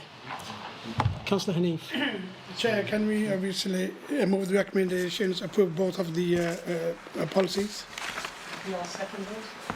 Councillor Collins. Just a couple of quick ones. First one, the anti-fraud, theft and bribery one. On section 3.2, obviously this is where the new bits of the new rules have come in. So a question really is, do we have any extra changes in our documentation, our processes or whatever, to actually reflect the fact that there is a new responsibility? And the second one is for members, 4.6 and 4.7. Just obviously we are in the spotlight in terms of this one. So I think just like we've had the discussions about registrable interests and given examples about that, examples of this to bring it to life. You know, are there any things we should be mindful of as councillors? And a small typo in 4.9. Bottom line, fourth word should be resources, not resourced. No that. All those in favour? Do I get answers to my questions? I'm on 3.2. Any new processes of documentation? Yeah. Okay. So obviously this is the first step to get the policy approved. We're then rolling out training. Initially to council staff, just to ensure that everybody's aware of it and aware of the new responsibilities that we actually have. Okay, all those in favour? Thank you, that's carried. So that's both items. So the next item is the Pendlebury Council's debt protection and the write-off policy. I'm happy to move that as a chair. Yeah, Councillor Corbyn-Price. Easy one. Can we put a title on the front cover? It doesn't actually say what it is on the front cover. Yeah. Just like the other one. And on the second page, this is an update of a previous policy, but it doesn't mention the previous policy on the sort of edit history and things.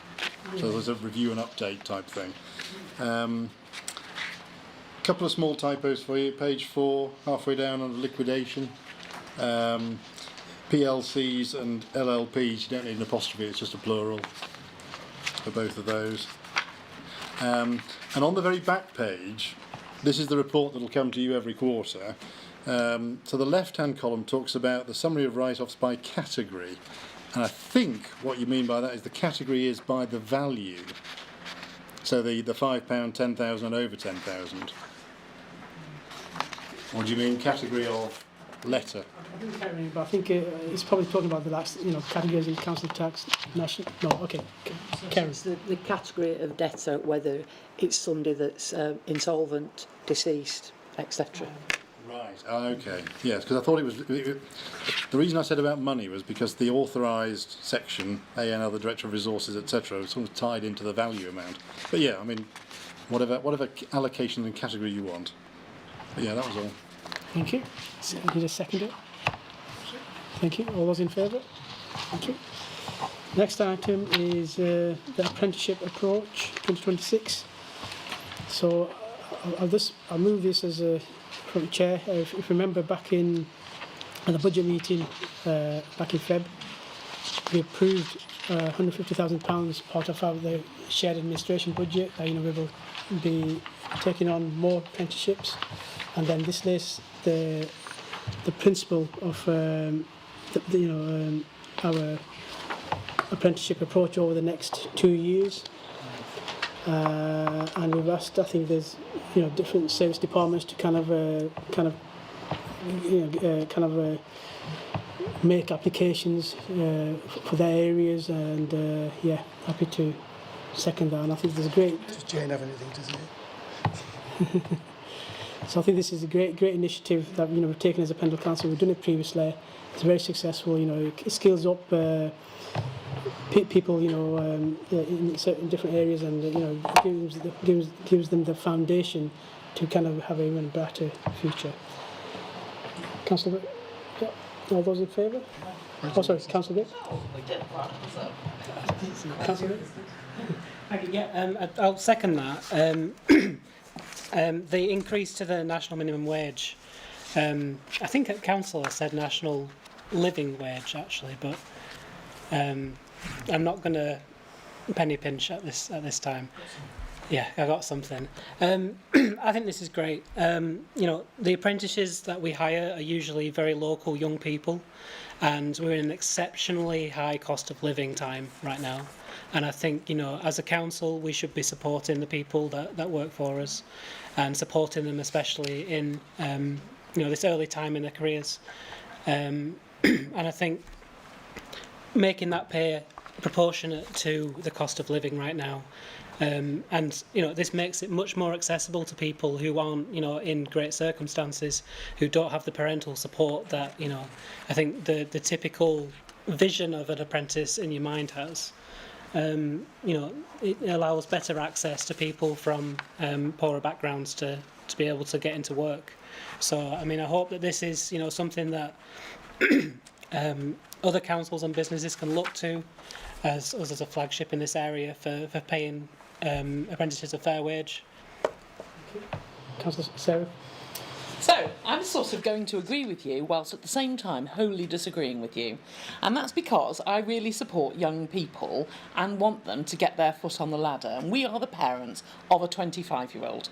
And our 25-year-old has a job. But his contemporaries from university, they don't. So the people who are on his course, he is now in his job employing them as interns on £20 a day in central London.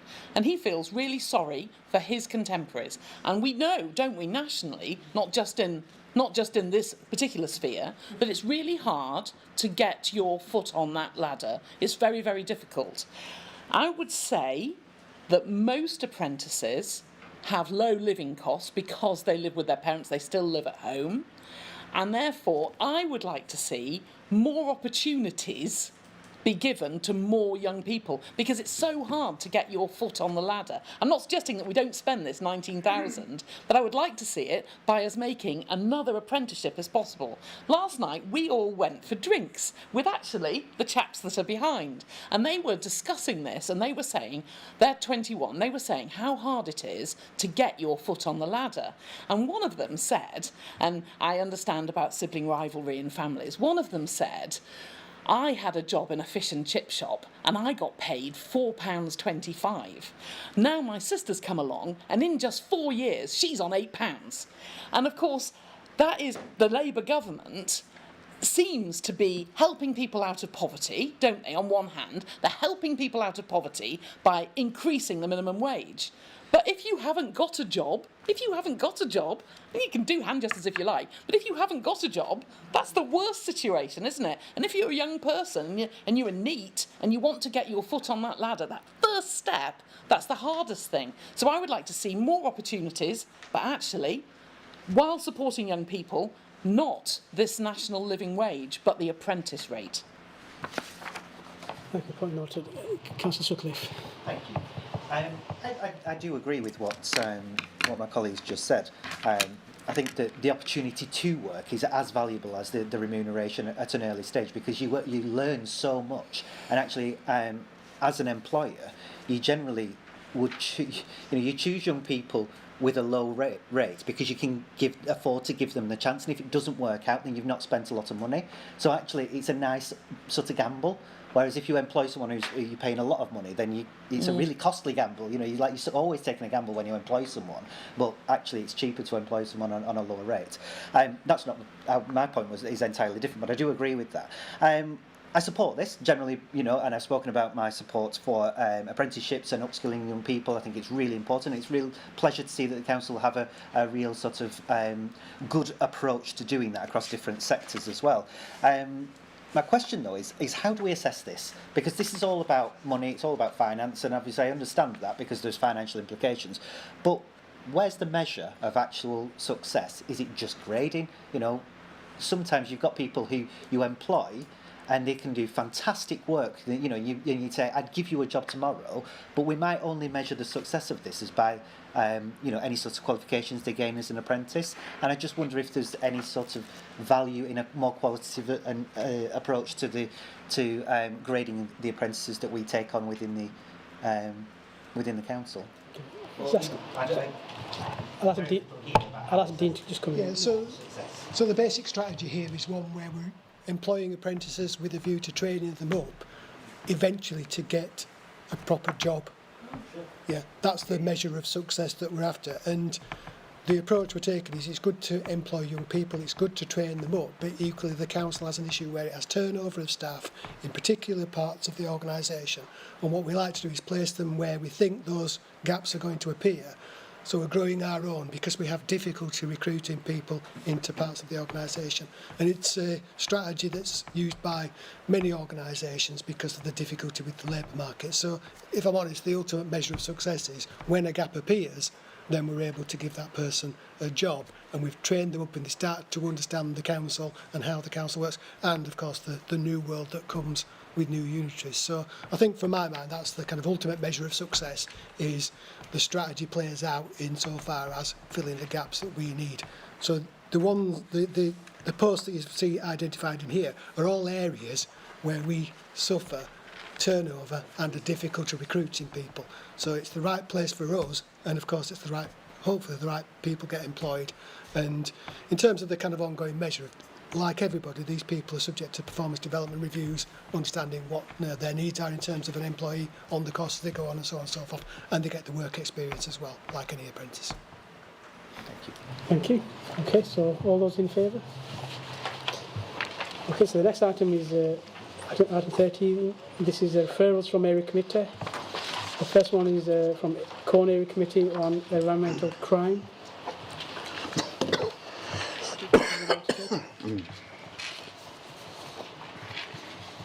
So,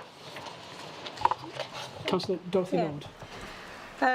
Well, at the moment it's rife. There was a period a few years back where I think when we had the officers really that things were a lot better, but the main complaints in Colne are littering and dog fouling.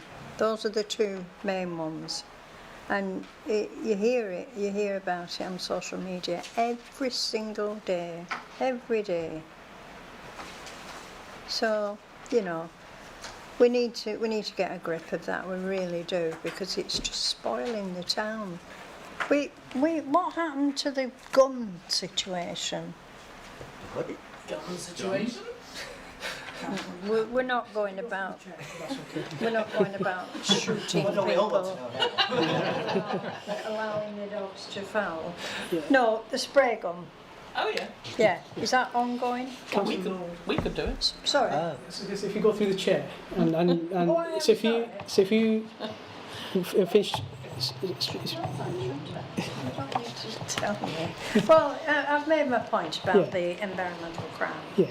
So I think the key thing that it highlights, what we'll do, we'll go away, as officers will investigate and then bring a report back. Councillor Sarah. So I put it on the agenda for overview and scrutiny because the last couple of quarters we've had zero enforcement, zero. Nobody's caught any litterer or dog poo fouler. And by the way, that is no criticism of our department, which is superb because they're really, really good at fly tipping and that's where their focus lies. But if you're a litterer, if you're especially a smoker, then you know 100% you will get away with this in Cone. And so they do. So yesterday, the Cone Town Council had Treasure Our Town and 4 of us did one not very long street. It was about 100 yards, and it took 4 of us to do this street with litter. So actually, I've written to Pendle Council and I've told them to hang out on that street. But it's all over Cone, as Dorothy says, and we do need, it's the number one thing that people write to me about, that we see on social media, and I am hopeful that we can do something, other councils do, whereby hopefully the fines would make it cost neutral after the initial investment of the setup. Councillor David Corbin Price. I think, yes, Sarah, this one, from Laneshire Bridge, was really upset and ashamed about the horrible, selfish humans spoiling our beautiful places. Jodie from Cone noted multiple complaints had been submitted for dog fouling on Burnley Road, which was being trudged through schools and houses. Edwina wanted owners failing to pick up should be fined, as well as named and shamed. Maxine wanted plain clothes, dog wanty detectives. Jeremy hit the nail on the head by stating, unfortunately, there's no one to enforce dog fouling offences. And even in Nelson, where Linda said, it's every 20 metres, every street is disgusting. That's the name of every street, not every with the lowercase. Yes. Although it possibly is. So I think it's one of those ones whereby we all had concerns about where the way district enforcement works. Some people liked it or didn't like it, but it was an extra resource. Learn the lessons from that and come up with something to make our streets a little bit, well, a lot better. Lord. Yeah, I'm not sure whether I mentioned this before, and I can't remember whether Ash said he remembered him, but we had a town warden, didn't we? No, do you not remember him? No. And he just trolled the main street up and down most days. If somebody had been fly posting, he'd just take it down and put it in a bin. He just noticed everything, and it was a lot better then, and I'd love to see a town warden back in our town. Mm-hmm. Yeah, but Thank you. I quite like that idea. Yeah. I think that's well worth exploring, and I think there's some legs in a warden. Yeah. I think we have to commend Waste Services and the work that they do in trying to stop some of this, because quite often we look at carrot and stick, don't we, in these situations. Should people be penalised for what they do? Should they be educated to do things better and and use bins and pick up after the dogs and all of that kind of thing? But actually we know from experience in Colne that there's a few different places where there are dogs that just people open the front door and the dogs just go out, and sometimes they're dangerous. So we can put posters up to advise the humans about picking up after the dogs, but dogs can't read, so they don't care. These people just let their dogs go wherever they want to, and this has huge impacts not just for residents. And you've got kids going to school and the prams covered in all sorts of stuff. When people shouldn't have to deal with that, but in particular, as a high street retailer, I see it quite a lot on our high street, and that really, really disturbs me, because where would you like to go shopping? You don't want to go where there's litter and dog fouling. So it has a huge impact on our local economy as well. So I know there have been comments in the past about how fines take money out of the local economy, but actually by not tackling something like this, it has huge economic impacts, because it means that people are going elsewhere. You know, they will go to the Sainsbury's car park because they keep it clean and tidy, and they will stop people dogfouling, whereas it's not being done on our own streets. So if we're going to support our independent shops and our independent high streets and things like that, we've got to do, you know, initiatives like this. Like Dorothy says, you know, a town centre warden might be the right kind of approach that has the powers to instruct fines.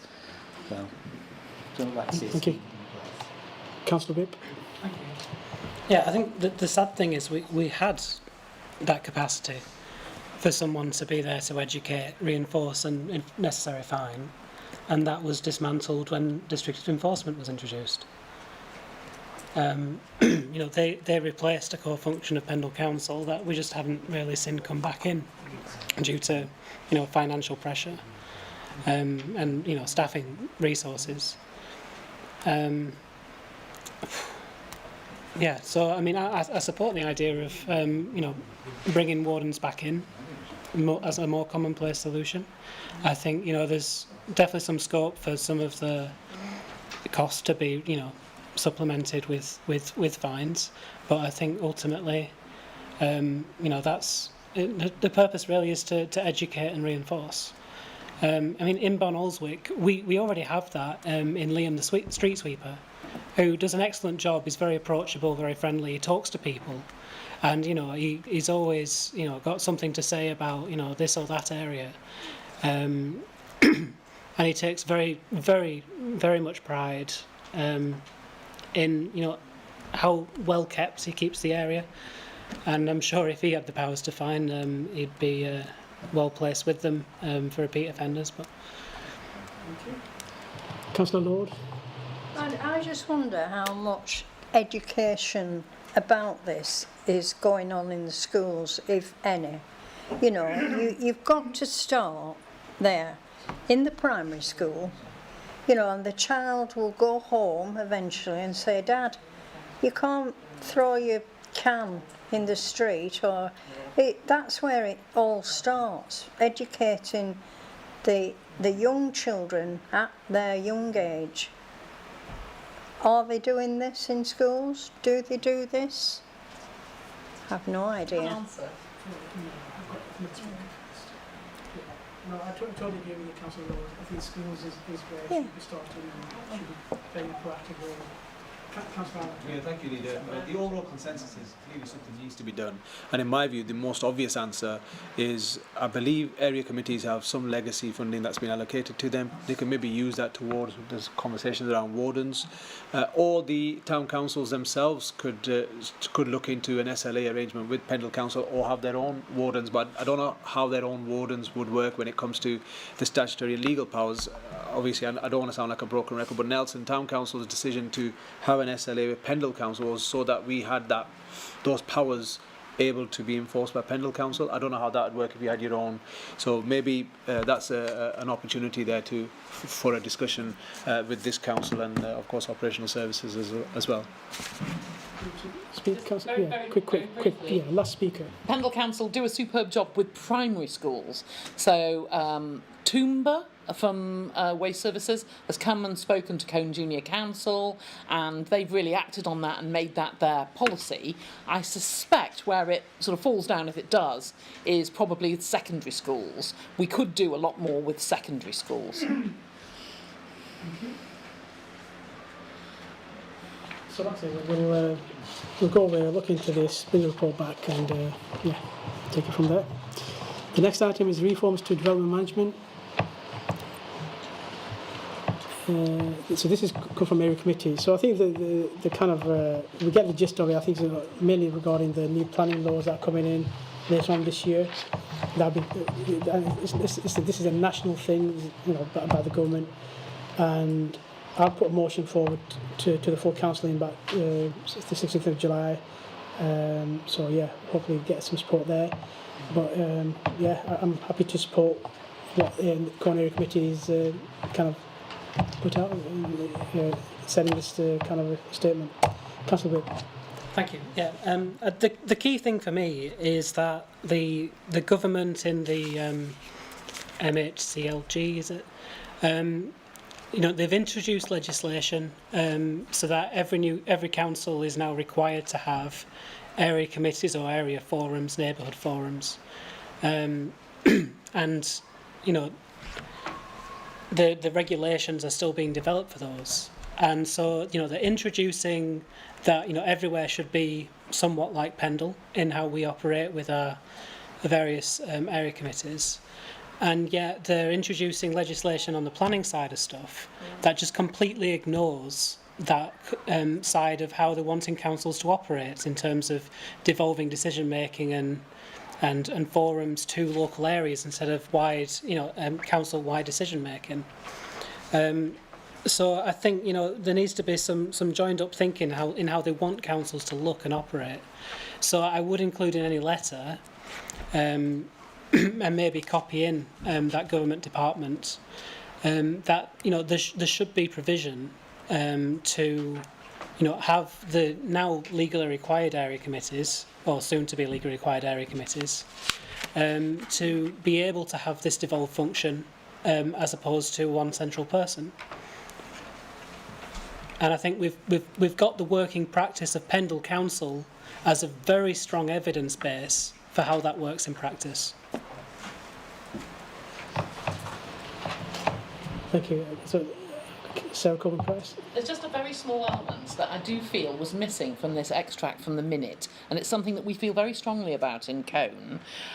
It's where when something comes to committee, quite often, as the applicant is in the room, and even when the applicant isn't in the room, we're discussing it, it might be technically compliant, but we, with our local knowledge, just know that a small finessing that wouldn't cost the developer any more would infinitely improve the application. So recently we had an application for a house and a garden. It wasn't in a conservation area, but all of these houses have very fine stone walls that are really beautiful and trees. And we all felt very strongly about this, but the application removed the wall and the trees. The applicant was in the room. We all discussed it. We took advice from Mr. Watson in a sort of live situation. And with our local knowledge, we really, really improved that application. And this happens in Cone, time without number, honestly. So many times, little tiny tweaks can really improve an application. And we bring our knowledge to the table, and I just would like that to be reflected in any letter. I think it's so, so important if you would accept that. Okay, any more speakers? That's real.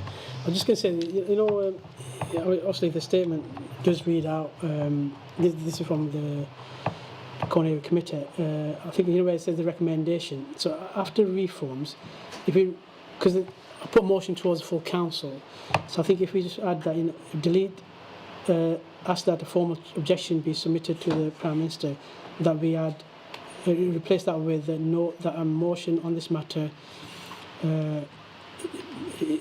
is be considered by the council on 16th of July, and at that point, at that stage, we can write an official letter from the council rather than just send out the exec. Are you happy with that? Yeah. Thank you. All those in favour? Yeah. Thank you. So the next item is from West Craven Area Committee in relation to the St George's flag hanging from streetlights. Just observation. What's our remit on this issue? I don't think we have any. So can we just move for progress? Yeah. As Pendle Borough Council, we don't have any remit. It's a highways matter, which is a Lancashire County Council, so we just note it. Councillor, I'm sorry, I completely disagree with that sentiment. We as a council have a legal obligation to promote community cohesion, and letting this continue on as is not doing that. So this was first brought to the West Craven Area Committee because a veteran had approached us as councillors, and he was having PTSD episodes from his tour in Northern Ireland, from the flags being on the lampposts, and this was providing or causing a great detriment to his enjoyment of being, you know, in Bonalswick and living in the community for this being there. In addition to that, you know, everybody knows who is behind the campaign to raise these flags. A lot of them have been convicted. A lot of them are abusers. And I think that, you know, to let these continue to be up is sort of, it sends a message to people who are, in groups that, these people who are behind it are saying, we shouldn't be having in this country. Refugees, and, it's just, and migrants, and that, level, it's a constant presence for those groups that reminds them, or tells them, not reminds, that they're not wanted there, that they're not welcome. And I think that is just, it's just a continued presence that just is a huge detriment to the community cohesion. And we're doing all this work with partnership organisations that we looked at earlier in this meeting, and all of that is being subverted by these remaining in place. Now, there's councils up and down the country that have taken them down. On the way here tonight, I saw at least 5 that had come off the lamppost and are now stuck in trees, just littering. Most all of them were tatty as hell, ripped, torn to shreds by the wind, and just, there's no national pride in them remaining in place. So I really do wonder, I really do think we should be taking some action on this. Yeah, obviously I completely understand what you're saying, and and agree in that sense. But I think, like I said, from a practicality point of view and legally, I think that we are not the highest authority. We are not able to kind of work on their kind of asset, if you will. But we can refer this to LCC, and hopefully they will pick that up. And also, in the spirit of the sporting event that's taking place as well at the moment. So yeah, we'll pass that on. Councillor Lord. Well, honestly, the times it's been referred to LCC, I couldn't tell you, loads of times. Nobody is prepared to do anything about these flags. We've complained because, and particularly at the town council, because some of these flags have covered CCTV cameras, and we see it all over the place. They're hanging by a thread, and if blow into a car and cause an accident, it's an absolute disgrace. One of the Reform councillors and county councillor had complained last week about, things on lampposts, people advertising the business and that. And yet, this person wants them flags to stay there. They're an absolute disgrace. Like you say, hanging off, tatty, they bring the town down. They don't do anything. Yeah, I mean, what you say about the CCTV, I think that's something we can highlight again with the LCC. Councillor Sutcliffe, sorry, I should have, you had your hand up before. That's all right. Thank you, Chair. So I read this item and I thought, yeah, sensible, anything that's causing obstruction and hazard in the highway, you support that. And then Councillor Whip started talking about community cohesion. Now, these two things are incompatible according to what I'm reading, what I'm hearing, I'm afraid. The St George's flag is a great source of pride for a great many people. Now, I understand that there will be instances where it causes some distress to people. Completely understand that, but that can be any sort of symbol anywhere that can cause some sort of distress. So being able to display our country's flag is really important for, I would say, the majority of the people within our country. Now, if we add on to that, we're in the middle of the World Cup, and even a homosexual like me knows that it's a World Cup, we are displaying flags everywhere for lots of different countries, including our own. So I think that's really important to understand the climate that we're in right now, because it's football season and people are displaying flags for a different reason. Now, if we add on to that the comments that have been made about the tatty flags and the civic pride, I fully back that. If you're going to display a flag, do it well. Keep it in a good prominent place where it is kept with pride. That's how it should be displayed. It shouldn't be in a tree. It shouldn't be hanging tatty off a lamppost. If you really do care about this country and have pride in it, then have pride in the flag and put it somewhere sensible and look after it, as we should do with all of our community. So I understand your point, and I do feel sorry for the veteran that feels that they are triggered by that, but actually it means a lot to people, and I think that we should make sure that if it means a lot, then care about it. Final speaker, Councillor Lord. Who actually cares? Who cares? I've never heard anybody in Colne say, oh, I really care about them flags, you know, they're great. They were never, ever put there for the World Cup. They were never put there. It was way before. They just went up overnight. It was a protest, and, you know, and what are they giving to us? Well, I don't get anything out of them, apart from I'm looking and thinking, what a mess in our town. Thank you, Chair. Okay, definitely the final speaker, Sarah. We all agree about the mess that we're all agreeing on, but Dorothy, just to say that the town council absolutely smothered Cone on St George's Day from the bottom of town to the top. But the key point is, when that was over, they just took it all down again. That's the critical thing. So there's a moment of pride, that was over, back to normal. Mostly, like I said, the World Cup is happening at the moment, so, you know. And that's not going well. We're going to win it's coming home. Depends who you're supporting. Councillor. Yeah, I'd like a resolution to come out of this item. I think we should move to write a strongly worded letter to Lancashire County Council outlining the various problems with these flags and, you know, the safety dangers. I mean, look, I personally, through the Town Council, have volunteered, and I have put up and taken down thousands of St George's flags for St George's Days over the years, you know, on the shopfront flagpoles and Union Jacks. I've personally done that. I've been up and down a ladder.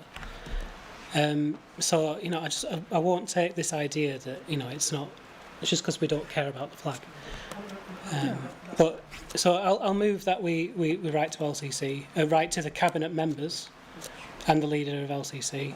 I'm sure they can all be copied in on the same email. I'll second that. That's something we can do. Yeah. But I think, so practicality-wise, you know, we're not going to physically go out and sort of remove this. Like I say, it's a harvest matter.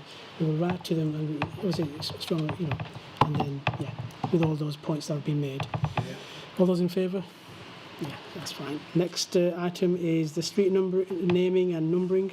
New development of Dockcliff Road in Kelbrook. Move the recommendation, Chair. Okay, all those in favour? And then we've got the tender for roof number 1, Market Street, Nelson. So this is just 1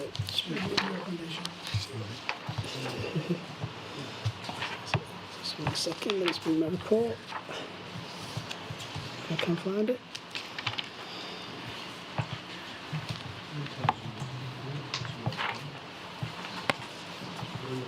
So this system's report. Yeah, I've got it. So yeah, so basically this is in relation to the, you know, the roof, which was has been there from the original construction in 2006, 2007. So yeah, it basically it needs a repair, and there is part of the work program for this year to have works done on this property. So I move the recommendation. Second that, Chair. Chair, can I just... All those in favour? Yeah, I'm in favour. Can I just Sorry, hang on. 20 buckets and give them to Pendle Leisure, because every time I've been in there, it's pouring down when it's raining. So in addition to getting this all done, in the meantime, they need some buckets. You need to lobby harder. Sarah. Very briefly, I was just appalled by this. This is a less than 20-year-old roof that's now costing £200,000. What? Unbelievable. You all mock me for my interest in heritage buildings. There isn't a heritage building whose roof doesn't last for 100 years. And I also question number 1 Market Street. Not that I wish for a Trafalgar House situation to develop. Absolutely not. But with LGR, will this building be needed? It's a question I'm asking. Okay. I think that's something, you know, part of the LGR. That's the new shadow council, in partnership with the current councils to kind of make use of that site. But yeah, D. So, of course, there's no decision yet on the footprint of the Unitary Council, so there's no indication on what that will look like. there is work underway at the moment about understanding what assets each of the councils has. So once we get a decision, we have an understanding of what assets will be required. Will it be needed? I don't know. In the same way as this building, other buildings owned by the council, it is not known at this stage. Okay, thank you. Councillor Ale, and then Councillor Lord, the last person. Thank you, Chair. I think that's it doesn't matter if the building's going to be needed or not. I think it's important that all of our assets are maintained to standard, so that if an end use, be it through LGR or otherwise, is found, these are matters that are going to have to come back to us when it comes to valuations, etc. So I think it's important that investment is put in the right places on our assets. Thank you, Councillor Lord. Yeah, I'm just amazed that the leakage in that building has been going on ever since it opened, and they've always had a big patch on every floor and on the carpet where it's leaked. That's been there forever. And every time I go in, I always say, what's going to happen with this? Is anybody going to do anything? Hopefully these new works will keep going to the next century.